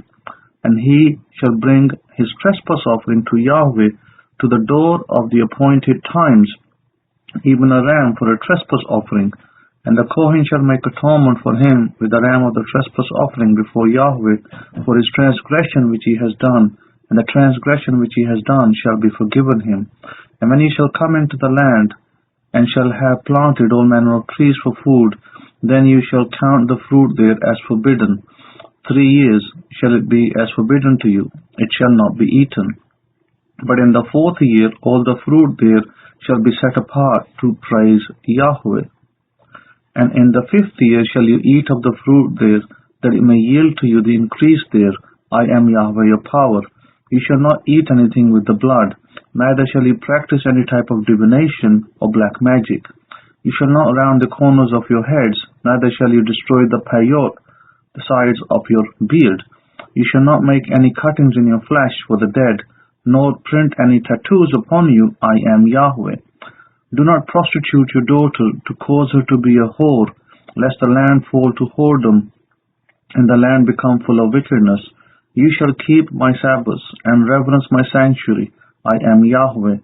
Do not turn after mediums to communicate to the dead, neither seek after soothsayers to be defiled by them. I am Yahweh, your power. You shall rise up before the grey-head, and respect the face of the old man, and fear your power. I am Yahweh. And if a foreigner lives with you in your country, you shall not vex him. But the foreigner that dwells with you, he shall be to you as one born amongst you, and you shall love him as yourself, for you were foreigners in the land of Mitzrayim. I am Yahweh, your power. You shall do no wrong ruling in regulation of measures, whether of length, weight, or volume. Just balances, just weights, a just ephah, and a just hin shall you have. I am Yahweh your power, which brought you out of the land of Mitzrayim. Therefore shall you guard all my statutes and all my judgments, and do them. I am Yahweh.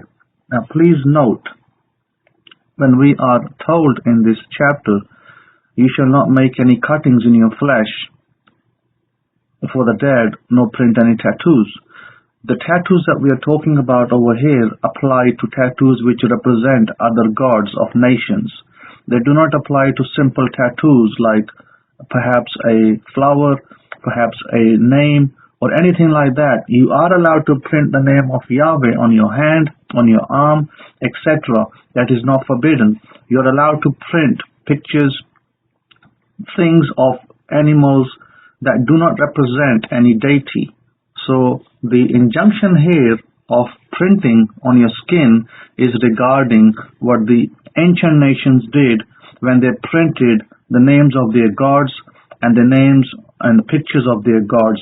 That is what is forbidden in this particular chapter. The trees that it speaks about, that it says that the fruit trees should be left for 3 years.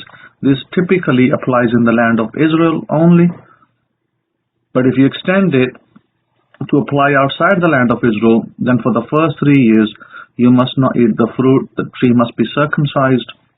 That is how the tree becomes circumcised, and in the 4th year you can eat the fruit thereof.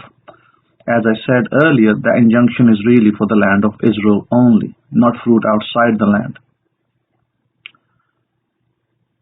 And then it also tells you within this chapter that you are to come to the Kohen to ask for any advice, for any instructions that you're not sure of regards the Torah, regards your life, and the Kohen in your gate is supposed to be the one who will guide you.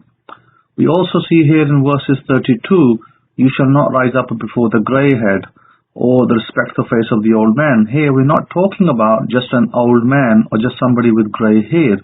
Here we're talking about a scholar of the Torah, somebody who diligently studies the Torah, and that's a zaken is in the Hebrew is somebody who would be able to give you some guidelines regards Torah. That is what the old man is representative over here. Nevertheless, of course, we are to respect older men than us, those that are gray haired generally, but here the representative, the nature of the old man is a Torah scholar. End note. Chapter 20. And Yahweh spoke to Musa, saying, Again you shall say to the children of Israel, Whosoever he be of the children of Israel, or of the strangers that sojourn in Israel, that gives any of his children as sacrifice to Molech, he shall surely be put to death. The people of the land shall stone him with stones. And I will set my face against that man, and will cut him off from among his people, because he has given of his children to Molech, to defile my sanctuary, and to profane my set-apart name. And if the people of the land do anyways hide their eyes from the man, when he gives of his children to Molech, and kill him not, then I will set my face against that man, and against his mishpachah, and will cut him off, and all that go a-whoring after him, to commit whoredom with Molech from among their people. And the soul that turns after such as mediums, and after soothsayers, to go a-whoring after them, I will even set my face against that soul, and will cut him off from among his people. Sanctify yourselves therefore, and be you set apart, for I am Yahweh your power. And you shall keep my statutes, and do them. I am Yahweh which sanctifies you. For everyone that curses his father or his mother shall be surely put to death. He has cursed his father or his mother, his blood shall be upon him. And the man that commits adultery with another man's wife, even he that commits adultery with his neighbor's wife, the adulterer and the adulteress shall surely be put to death. And the man that lies with his father's wife has uncovered his father's nakedness. Both of them shall surely be put to death. Their blood shall be upon them. And if a man lie with his daughter-in-law, both of them shall surely be put to death. They have wrought confusion. Their blood shall be upon them. If a man also lie with a man, as he lies with a woman, Both of them have committed ritual defilement. They shall surely be put to death. Their blood shall be upon them. And if a man take a wife and her mother, it is wickedness. They shall be burnt with fire. Both he and they, that there be no wickedness amongst you. And if a man lie with an animal, he shall surely be put to death, and you shall slay the animal. And if a woman approach to any animal, and lie down thereto, you shall kill the woman and the animal. They shall surely be put to death, their blood shall be upon them.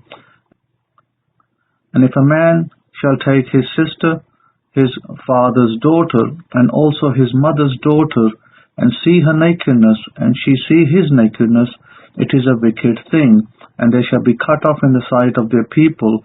He has uncovered his sister's nakedness, he shall bear his iniquity. If a man shall lie with a woman having her menstrual periods, and shall uncover her nakedness, he has discovered her monthly flow, and she has uncovered the fountain of her blood, and both of them shall be cut off from among their people. And you shall not uncover the nakedness of your mother's sister, nor of your father's sister, for he uncovers his near kin, they shall bear their iniquity. And if a man shall lie with his uncle's wife, he has uncovered his uncle's nakedness. They shall bear their transgression, they shall die childless. And if a man shall take his brother's wife, it is an unclean thing, he has uncovered his brother's nakedness, they shall be childless. You shall therefore keep all my statutes, and all my judgments, and do them, that the land where I bring you to dwell therein vomit you not out. And you shall not walk in the manners of the nation which I cast out before you, for they committed all these things, and therefore I abhorred them. But I have said to you, you shall inherit their land, and I will give it to you to possess it, a land that flows with milk and honey. I am Yahweh your power, who has separated you from other people. You shall therefore put difference between clean animals and unclean, and between unclean birds and clean.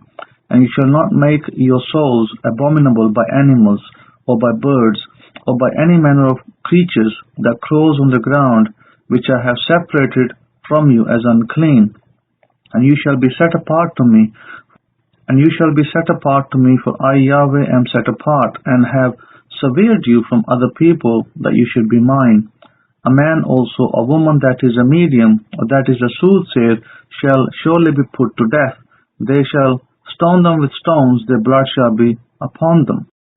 Please note that the reason why a man lying with a man is considered ritual defilement, the word toiva here refers not to an abomination but to ritually defiling oneself. The reason that is that the context is the tabernacle, the tent of the appointed times. And so as the nations had male and female prostitutes, the children of Israel were forbidden from having male and female prostitutes.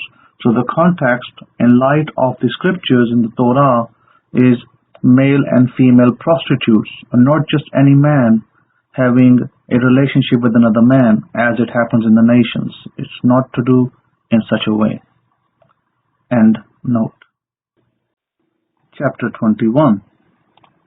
And Yahweh said to Musa, Speak to the Kohanim, the sons of Aaron, and say to them, There shall none be defiled for the dead among the people, but for his kin that is near to him, that is for his mother, and for his father, and for his son, and for his daughter, and for his brother, and for his sister a virgin that is near to him, which has had no husband, for her may he be defiled. But he shall not defile himself, being a chief man among his people, to profane himself. They shall not make baldness upon their head, neither shall they shave off the peyotes of their beard, nor make any incisions in their flesh. They shall be set apart to their Elohim, and not profane the name of their Elohim, for the offerings of Yahweh made by fire, and the lachem of their Elohim they do offer, therefore they shall be set apart. They shall not take a wife that is a whore, or profane, neither shall they take a woman divorced from her husband, for he is set apart to his Elohim. You shall sanctify him therefore, for he offers the lachem of your power. He shall be set apart to you, for I Yahweh, which sanctify you, am set apart. And the daughter of any Kohen, if she profane herself by playing the whore, she has profaned her father, she shall be burnt with fire. And he that is a Kohen Hagadol, high priest, among his brethren, upon whose head the anointing oil was poured, and that is consecrated to put on the garment, shall not uncover his head, nor rend his clothes. Neither shall he go into any dead body, nor defile himself for his father, nor for his mother. Neither shall he go out of the sanctuary, nor profane the sanctuary of his Elohim, for the crown of the anointing oil of his Elohim is upon him. I am Yahweh. And he shall take a wife in her virginity, a widow or a divorced woman, or profane, or a harlot, these shall he not take, but he shall take a virgin of his own people to wife. Neither shall he profane his seed among his people, for I Yahweh do sanctify him. And Yahweh spoke to Musa, saying, Speak to Aaron, saying, Whosoever he be of your descendants, in the generations that has any blemish, let him not approach to offer the lachem of his Elohim. For whatsoever man he be that has a blemish, he shall not reproach a blind man, or a lame, or he that has a split nose, or anything superfluous, or a man that has a broken foot, or broken hand, or hunchback, or a dwarf, or that has a spot in his eye, or has an eruption, a feverish rash, or crushed testicle. No man that has a blemish of the seed of Aaron the Kohen shall come near to offer the offerings of Yahweh made by fire. He has a blemish. He shall not come near to offer the lachem of his Elohim. He shall eat the lachem of his Elohim, both of the most set apart and of the set apart. Only he shall not go into the veil, nor come near to the altar, because he has a physical issue, that he profane not my sanctuaries, for I, Yahweh, do sanctify them. And Musa told it to Aaron, and to his sons, and to all the children of Israel. And Yahweh spoke to Musa, saying, Speak to Aaron and to his sons, that they separate themselves from the set-apart things of the children of Israel, and that they profane not my set-apart name in those things which they hallow to me. I am Yahweh. Say to them, Whosoever he be of all your descendants among your generations, that goes to the set-apart things which the children of Israel set apart to Yahweh, having his uncleanness upon him, that soul shall be cut off from my presence. I am Yahweh. Whatever man of the seed of Aaron is a leper, or has a running issue, he shall not eat of the set-apart things until he be clean. And the one touches anything that is unclean by the dead, or a man whose seed goes from him, or anyone touches any crawling creatures, whereby he may be made unclean, or a man of whom he may take uncleanness, whatsoever uncleanness he has, the soul which has touched any such shall be unclean until evening, and shall not eat of the set-apart things, unless he wash his flesh with mayim. And when the sun is down, he shall be clean, and shall afterward eat of the set-apart things, because it is his food. That which dies of itself, or is torn by animals, he shall not eat to defile himself therewith. I am Yahweh. They shall therefore keep mine ordinance, lest they bear transgression for it, and die. Therefore, if they profane it, I Yahweh do sanctify them. There shall no foreigner eat of the set-apart thing. A sojourner of the Kohen, or a hired servant, shall not eat of the set-apart thing. But if the Kohen buy any soul with his money, he shall eat of it. And he that is born in his bait, they shall eat of his meat. If the Kohen's daughter also be married to a foreigner, she may not eat of an offering of the set-apart things. But if the Kohen's daughter be a widow or divorced, and have no child, and is returned to her father's bait, as in her youth, she shall eat of her father's meat, but there shall no foreigner eat there. And if a man eat of the set-apart thing by mistake, then he shall put 20% thereto it, and shall give it to the Kohen with a set-apart thing. And they shall not profane the set-apart things of the children of Israel, which they offer to Yahweh, or suffer them to bear the iniquity of trespass, when they eat their set-apart things, for I Yahweh do sanctify them. And Yahweh spoke to Musa, saying, Speak to Aaron and to his sons, and to all the children of Israel, and say to them, Whatsoever he be of the Beit of Israel, or of the strangers in Israel, that will offer his oblation for all his vows, and for all his freewill offerings, which they will offer to Yahweh for a burnt offering. You shall offer at your own will a male without blemish of the ox family, the sheep, or of the goats. You shall not offer anything that has a blemish, for it shall not be acceptable for you. And whosoever offers a sacrifice of shalom offerings to Yahweh to accomplish his vow, or a freewill offering of the ox family, or sheep, it shall be pure to be accepted, there shall be no blemish therein. Blind or broken, or maimed, or having a wen, or scurvy, or scabbed, he shall not offer these to Yahweh, nor make any offering by fire of them upon the altar to Yahweh. Either a bullock or a lamb that has anything superfluous or lacking in his parts, that may you offer for a freewill offering, but for a vow it shall not be accepted. You shall not offer to Yahweh that which is bruised or crushed or broken or cut. Neither shall you make any offering there in your land. Neither from a foreigner's hand shall you offer the lachem of your power of any of these, because their corruption is in them, and blemishes be in them. They shall not be accepted for you. And Yahweh spoke to Musa, saying, When a bullock or a sheep or a goat is brought forth, then it shall be 7 days under the care of his mother. And from the 8th day and henceforth it shall be accepted for an offering made by fire to Yahweh. And whether it be cow or ewe, you shall not kill it and her young both in 1 day. And when you will offer a sacrifice of thanksgiving to Yahweh, offer it at your own will. On the same day it shall be eaten up. You shall leave none of it until the morrow. I am Yahweh. Therefore shall you keep my commandments and do them. I am Yahweh. Neither shall you profane my set-apart name, but I will be set apart among the children of Israel. I am Yahweh who sanctifies you, that brought you out of the land of Mitzrayim to be your power. I am Yahweh. Chapter 23. The appointed celebration times of Yahweh for all who are Israel and are grafted in.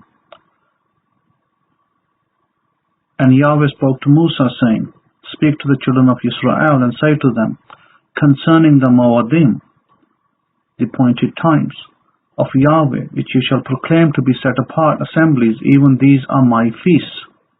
6 days shall work be done, but the 7th day is a Sabbath of rest, a set apart assembly. You shall do no work therein. It is a Sabbath of Yahweh in all your dwellings.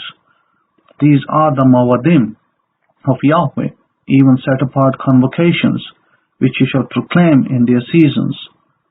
In the 14th day of the first month at even is Yahweh's Pesach, Passover. And on the 15th day of the same month is the Chag HaMetzot, the appointed celebration time of unleavened bread, to Yahweh. 7 days you must eat matzah, unleavened bread. In the first day you shall have a set-apart assembly. You shall do no servile work therein, but you shall offer an offering made by fire to Yahweh 7 days. In the 7th day is a set-apart assembly. You shall do no servile work therein. And Yahweh spoke to Musa, saying, Speak to the children of Israel, and say to them, When you become into the land which I give to you, and shall reap the harvest there, then you shall bring a sheaf of the Bikurim, first fruits of your harvest, to the Kohen. And he shall wave the sheaf before Yahweh, to be accepted for you. On the day after the Sabbath, the Kohen shall wave it. And you shall offer that day, when you wave the sheaf, a he-lamb without blemish of the first year for a burnt offering to Yahweh. And the grain offering there shall be 2/10 deals of fine flour mingled with oil, an offering made by fire to Yahweh for a sweet savour. And the drink offering there shall be of wine, the 4th part of a hin. And he shall eat neither lachem, nor parched wheat, nor green ears, until the self-same day that you have brought an offering to your power. It shall be a statute forever throughout your generations in all your dwellings. And you shall count to you from the next day after the Sabbath, from the day that you brought the omer of the wave offering, 7 Sabbaths shall be complete. Even to the morrow after the seventh Sabbath shall you number 50 days, and you shall offer a new grain offering to Yahweh. You shall bring out of your habitations 2 wave loaves of 2/10 deals. They shall be of fine flour. They shall be baked with leaven. They are the first fruits to Yahweh. And you shall offer with the lachem 7 lambs without blemish of the first year, and 1 young bullock, and 2 rams. They shall be for a burnt offering to Yahweh, and the grain offering, and their drink offerings, even an offering made by fire of sweet savour to Yahweh. Then you shall sacrifice 1 kid of the goats for a transgression offering, and 2 lambs of the first year for a sacrifice of shalom offerings. And the Kohen shall wave them with the lachem of the first fruits for a wave offering before Yahweh. With the 2 lambs they shall be set apart to Yahweh for the Kohen. You shall proclaim on the self-same day, that it may be a set-apart convocation to you. You shall do no servile work therein. It shall be a statute forever in all your dwellings throughout your generations. And when you reap the harvest of your land, you shall not completely clean out the corners of your field when you reap, neither shall you gather any gleaning of your harvest. You shall leave them to the poor and to the foreigner. I am Yahweh your power. And Yahweh spoke to Musa, saying, Speak to the children of Israel, saying, In the 7th month, in the first day of the month, shall you have a Sabbath, a memorial of blowing of shofarim, trumpets, a mikra kodesh.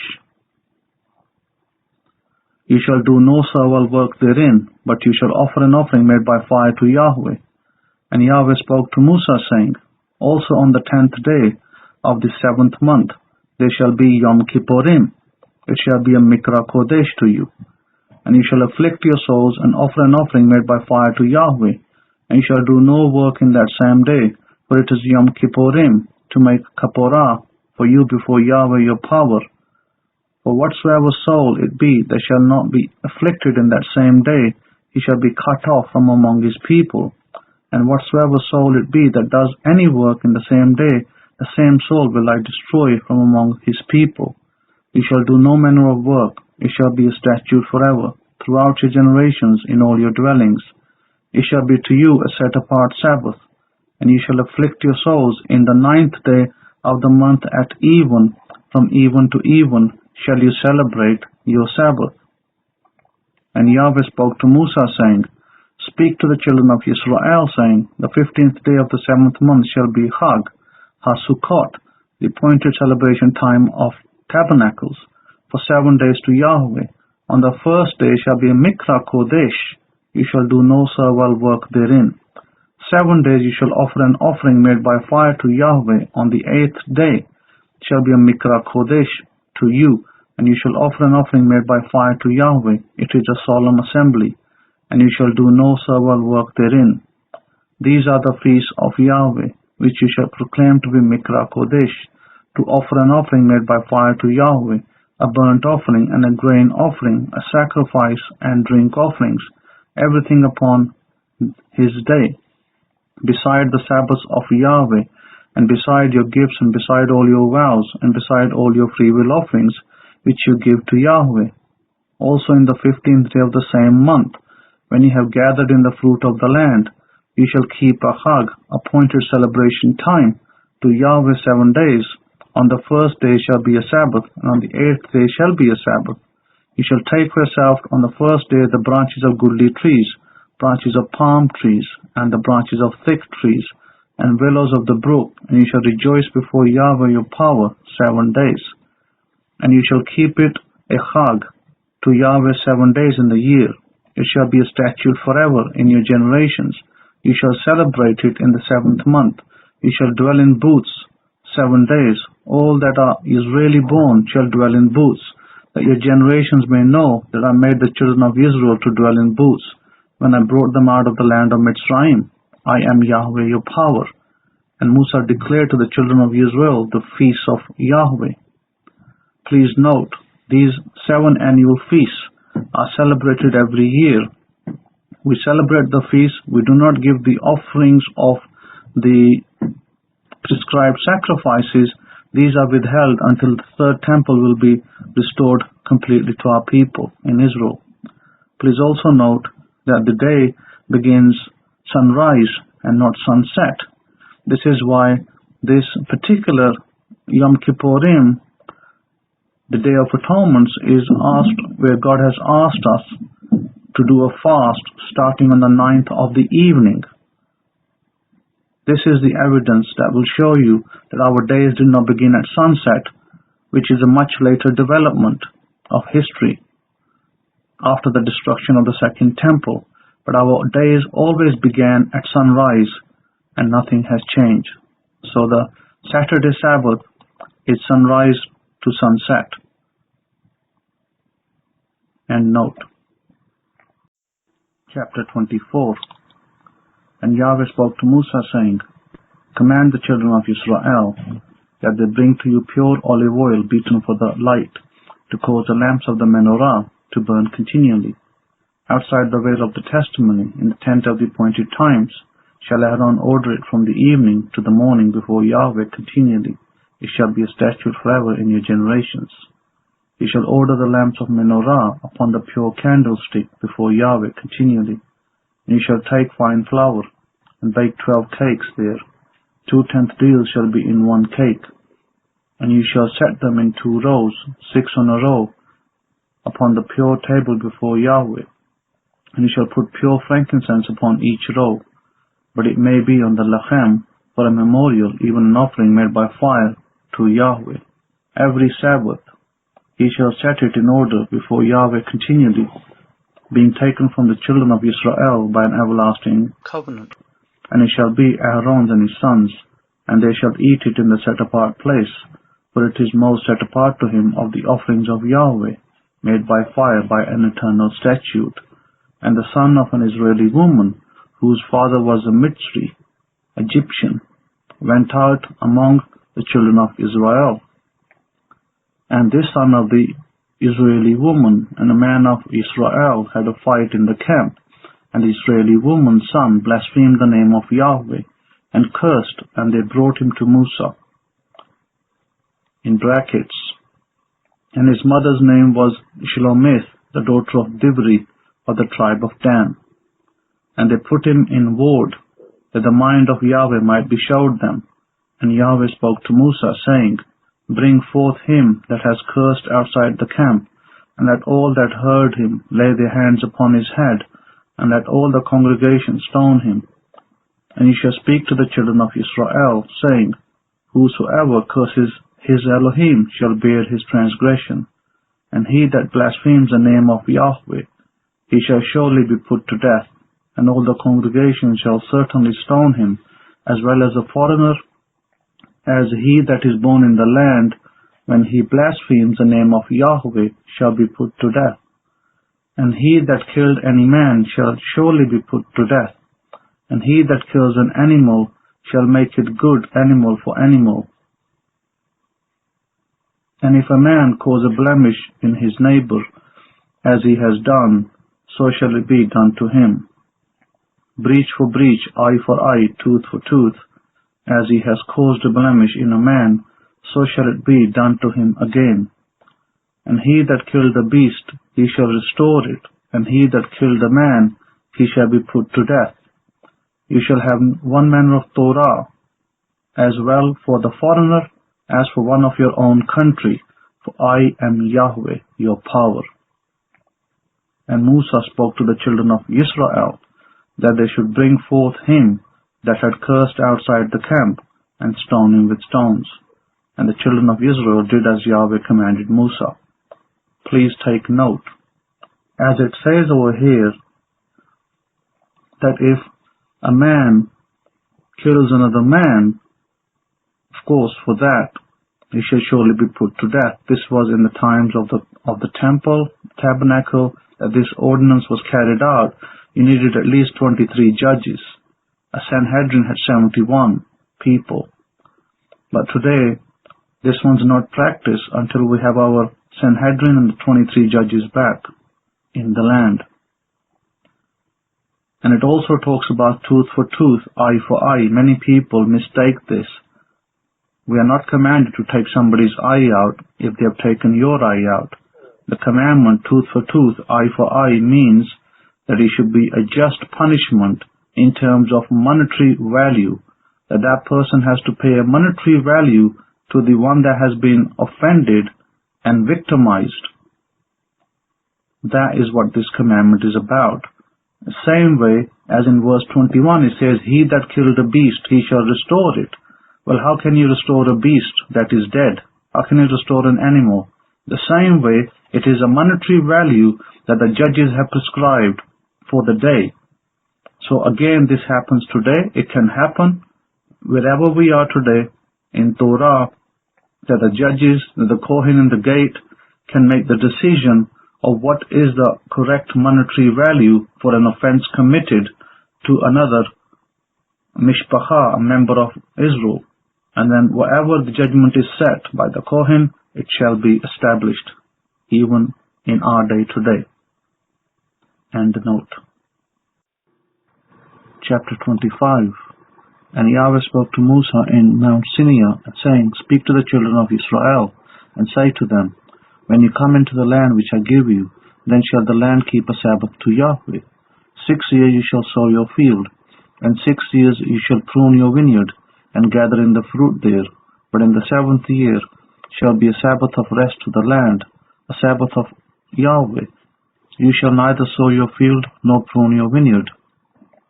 That which grows of its own accord of your harvest you shall not reap, neither gather the grapes of your wine undressed, for it is a year of rest to the land, and the Sabbath of the land shall be food for you, and for your servant, and for your maid, and for your hired servant, and for your foreigner that sojourn with you, and for your cattle, and for the beasts that are in your land, shall all the increases there be food. And you shall number 7 Sabbaths of years to you, 7 times 7 years, and the space of the 7 Sabbaths of years shall be to you 49 years. Then shall you cause the shofarim of the Yahubel, shofar of the Jubilees, to sound on the 10th day of the 7th month, in Yom HaKippurim, Day of Atonements, shall you make the shofar sound throughout all your land. And you shall hallow the 50th year, and proclaim liberty throughout all the land to all the inhabitants there. It shall be a Yahubel to you, and you shall return every man to his possession, and you shall return every man to his mishpacha. A Yahubel shall that 50th year be to you. You shall not sow, neither reap that which grows of itself in it, nor gather the grapes in it of your wine undressed, for it is a Yahubel. It shall be set apart to you. You shall eat the increase there out of the field. In the year of the Yahubel you shall return every man to his possession. And if you sell anything to your neighbor, or buy anything of your neighbor's land, you shall not oppress one another. According to the number of years after the Yahubel you shall buy of your neighbor, and according to the number of years of the fruits he shall sell to you. According to the multitude of years you shall increase the price there, and according to the fewness of years you shall diminish the price of it. For according to the number of the years of the fruits will he sell to you. You shall not therefore oppress one another, but you shall fear your power, for I am Yahweh your power. Wherefore you shall do my statutes, and keep my judgments, and do them. And you shall dwell in the land in safety, and the land shall yield her fruit, and you shall eat your fill, and dwell therein in safety. And if you shall say, What shall we eat the 7th year? Behold, we shall not sow, nor gather in our increase. Then I will command my increase upon you in the 6th year, and it shall bring forth fruit for 3 years. And you shall sow the 8th year, and eat yet of old fruit until the 9th year. Until the fruits come in, you shall eat of the old store. The land shall not be sold forever, for the land is mine. For you are strangers and sojourners with me, and in all the land of your possession you shall grant rescue for the land. If your brother be waxen poor, and has sold away some of his possession, and if any of his kin come to redeem it, then shall he redeem that which his brother sold. And if a man have none to redeem it, and himself be able to redeem it, then let him count the years of the sale there, and restore the remainder to the man to whom he sold it, that he may return to his possession. But if he be not able to restore it to him, then that which is sold shall remain in the land of him that has bought it until the year of Yehovah, and in the Yehovah it shall go out, and it shall return to his possession. And if a man sell the bait in a walled city, then he may redeem it within a whole year after it is sold. Within a full year may he redeem it. And if it be not redeemed within the space of a full year, then the bait that is in the walled city shall be established forever to him that bought it throughout his generations. It shall not go out in the Yahweh, but the batim of the villages which have no wall round about them shall be counted as the fields of the country. They may be redeemed, and they shall go out in the Yahweh. Notwithstanding, the cities of the Levim and the batim of the cities of the possession may be Levim redeemed at any time. And if a man purchase from the Levim, then the bait that was sold and the city of his possession shall go out in the year of Yehovah, for the batim of the cities of the Levim are their possession among the children of Israel. But the field of the suburbs of their cities may not be sold, for it is their everlasting possession. And if your brother be waxen poor and fallen in decay with you, then you shall relieve him, yes, though he be a foreigner or a sojourner, that he may live with you. You take no usury from him or increase, but fear your power, that your brother may live with you. You shall not give him your money upon usury, nor lend him your victuals for increase. I am Yahweh your power, which brought you forth out of the land of Mitzrayim, to give you the land of Canaan to be your power. And if your brother that dwells be waxen poor and be sold to you, you shall not compel him to serve as a bond servant, but as a hired servant and as a sojourner he shall be with you, and shall serve you to the year of Yehovah. And then shall he depart from you, both he and his children with him, and shall return to his own mishpachah, and to the possession of his ahavoth shall he return. For they are my servants which I brought forth out of the land of Mitzrayim. They shall not be sold as bondmen. You shall not rule over him with rigor, but shall fear your power. Both your bondmen and your bondmaids, which you shall have, shall be of the heathen that are round about you. Of them shall you buy bondmen and bondmaids. Moreover, the children of the strangers that do sojourn among you, of them shall you buy, and of their families that are with you, which they begat in your land, and they shall be your possession. And you shall take them as an inheritance for your children after you, to inherit them for a possession. They shall be your bondmen forever. But over your brethren, the children of Israel, you shall not rule over one another with rigor.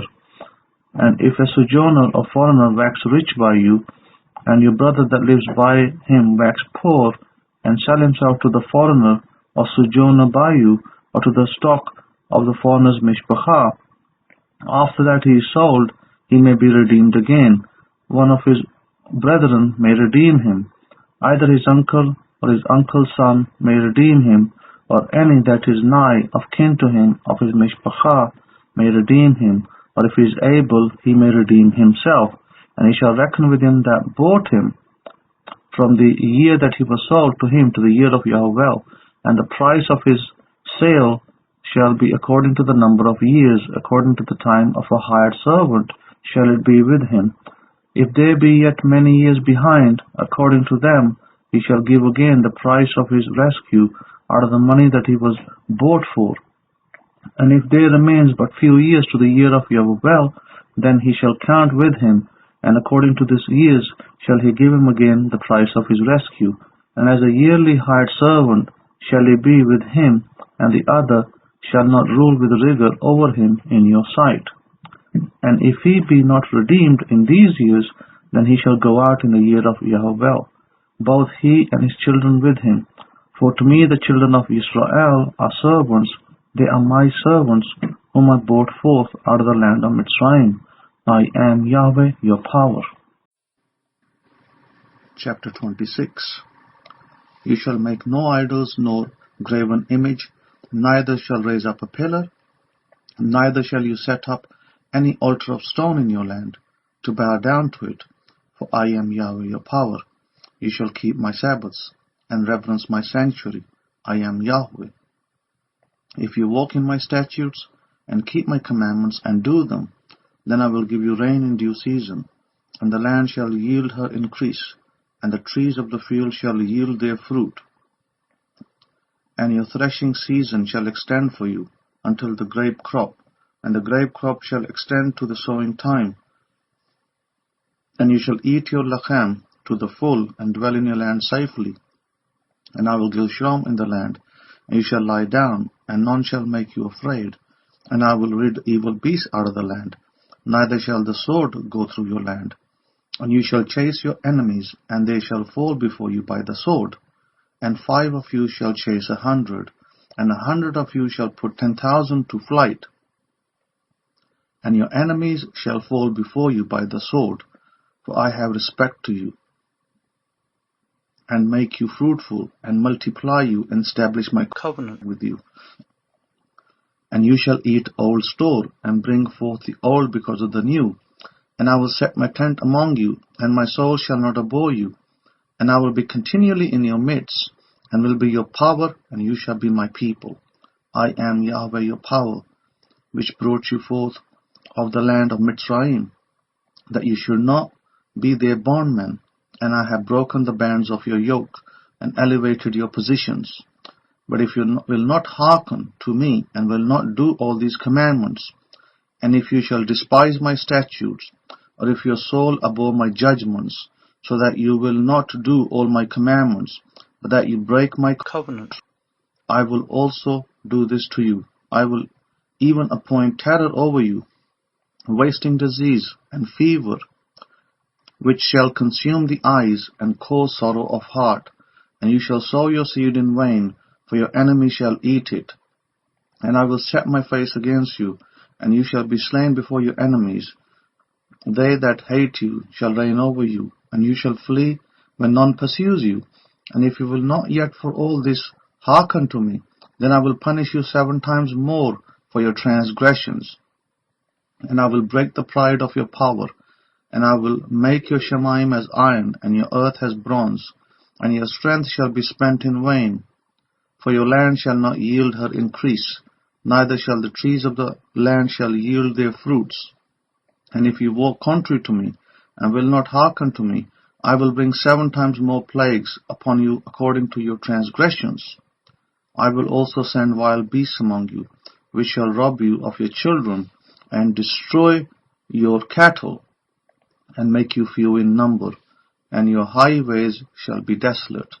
And if you will not be reformed by me by these things, but will walk contrary to me, then will I also walk contrary to you, and will punish you yet 7 times for your transgressions.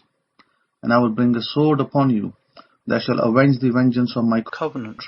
And when you are gathered together within your cities, I will send the pestilence among you, and you shall be given into the hand of the enemy. And when I have broken the staff of your lachem, 10 women shall bake your lachem in 1 oven, and they shall give you your lachem again by weight, and you shall eat and not be satisfied. And if you will not for all this hearken to me, but will walk contrary to me, then I will walk contrary to you also in fury. I, even I, will chastise you 7 times for your transgressions. And you shall eat the flesh of your sons, and the flesh of your daughters shall you eat. And I will destroy your high places, and cut down your images, and cast your carcasses upon the carcasses of your idols, and my soul shall abhor you. And I will make your cities waste, and bring your sanctuaries to desolation, and I will not smell the savour of your sweet odours. And I will bring the land into desolation, and your enemies which dwell therein shall be astonished at it. And I will scatter you among the heathen, and will draw out a sword after you, and your land shall be desolate, and your cities waste. Then shall the land enjoy her Sabbaths, as long as it lies desolate, and you be in your enemy's land, even then shall the land rest, and enjoy her Sabbaths. As long as it lies desolate, it shall rest, because it did not rest in your Sabbaths when you dwell upon it. And upon them that are left alive of you, I will send faintness into their hearts in the lands of their enemies, and the sound of a shaken leaf shall chase them, and they shall flee as fleeing from a sword, and they shall fall when none pursues. And they shall fall one upon another, as it were before a sword, when none pursues, and you shall have no power to stand before your enemies. And you shall perish among the heathen, and the land of your enemies shall eat you up. And they that are left of you shall pine away in the iniquity in your enemies' lands, and also in the iniquities of their avot shall they pine away with them. And they shall confess the name with their iniquity, and the iniquity of their avot with their trespasses, which they trespass against me, and that also they have walked contrary to me, and that I also have walked contrary to them, and have brought them into the land of their enemies. Then their uncircumcised hearts will be humbled, and they will accept the punishment of their iniquity. And I will remember my covenant with Yaakov, and also my covenant with Yitzhak, and also my covenant with Abraham I will remember, and I will remember the land. The land also shall be left of them, and shall enjoy her Sabbaths, while she lies desolate outside them, and they shall accept the punishment of their iniquity, because they despise my judgments, and because their soul abhorred my statutes.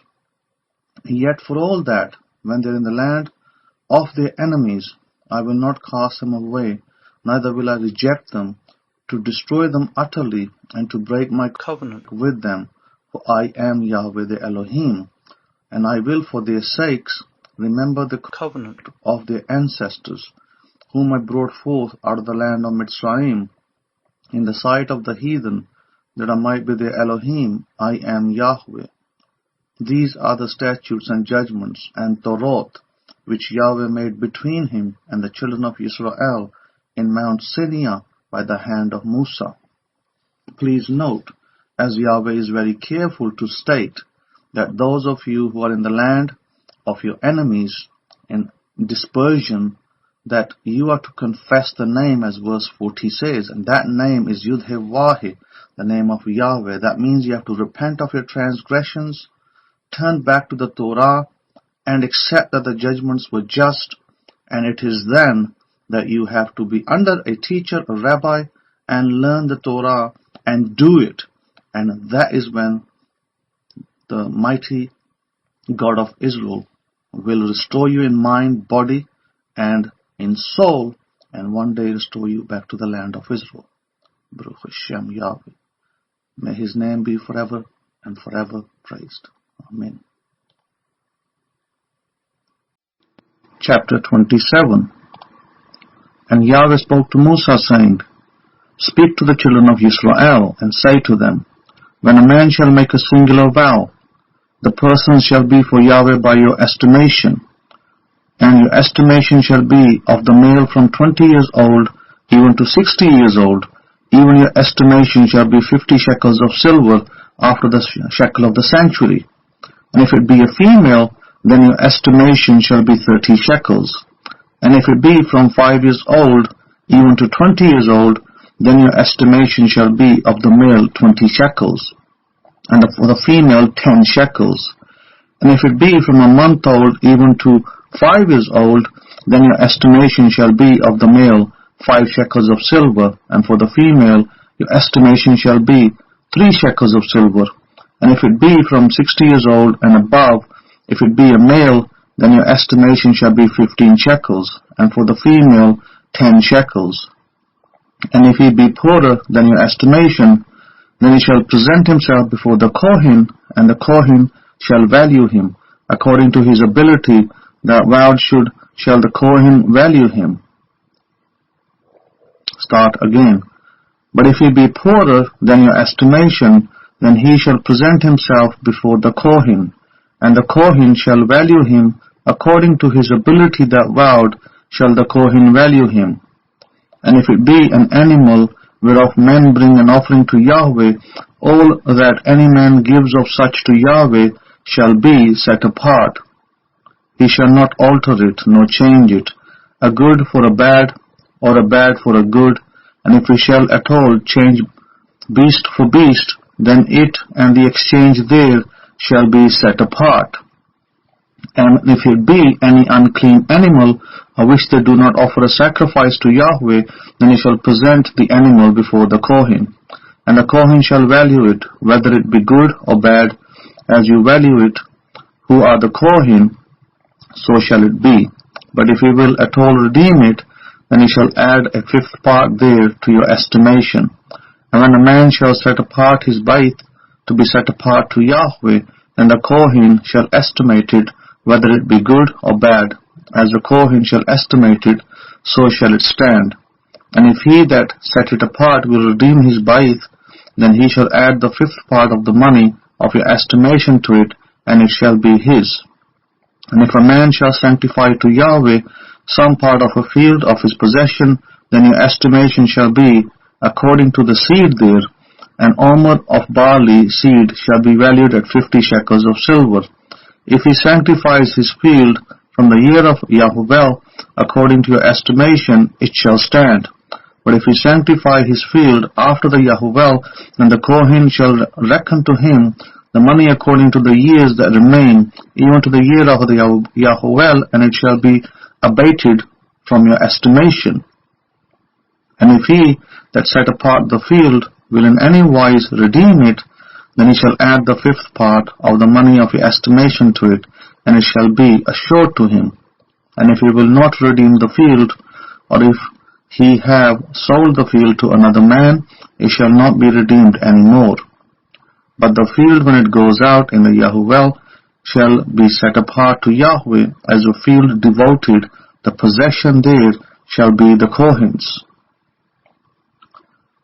And if a man sanctify to Yahweh a field which he has bought, which is not of the fields of his possession, then the Kohen shall reckon to him the worth of your estimation, even to the year of the Yahuvel, and he shall give your estimation in that day as a set-apart thing to Yahweh. In the year of the Yahuvel, the field shall return to him of whom it was bought, even to him to whom the possession of the land did belong. And all your estimation shall be according to the shekel of the sanctuary. 20 gerahs shall be the shekel. Only the Bechor, firstborn of the animals, which should be Yahweh's Bechor, no man shall set it apart. Whether it be ox or sheep, it is Yahweh's. And if it be of an unclean animal, then he shall redeem it according to your estimation, and shall add a fifth part of it thereto.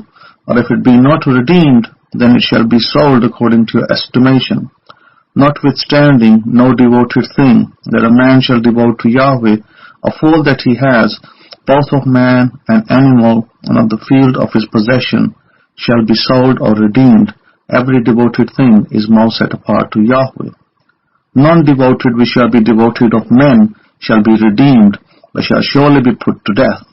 And all the tithe of the land, whether of the seed of the land, or of the fruit of the earth, is Yahweh's. It is set apart to Yahweh. And if a man will at all redeem any of his tithes, he shall add thereto the fifth part there. And concerning the tithe of the herd, or of the flock, even of whatsoever passed under the rod, the 10th shall be set apart to Yahweh. He shall not search whether it be good or bad, neither shall he change it. And if he change it at all, then both it and the change there shall be set apart. It shall not be redeemed.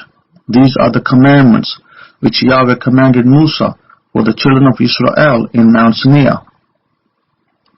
Please note that this is talking about the vows, talking about the tithes, talking about the firstborn animals. All firstborn animals in the land of Israel and outside the land of Israel, they belong to Yahweh. Of course, the people of Israel, the children of Israel, are to give their firstborn animal in value, or the animal itself, to the Kohen that is in the gate. All the tithes belong to Yahweh, therefore 10% shall be given to the Kohen in the gate. Whoever is your Kohen, he shall have that 10% given to him, in accordance with Yahweh's commandments. Failure to adhere to these commandments, it is the reason why that many of the people of Israel are not being increased and are being decreased. are not benefiting but are decreasing due to the failure of the commandments being observed both in the land and outside the land. End note.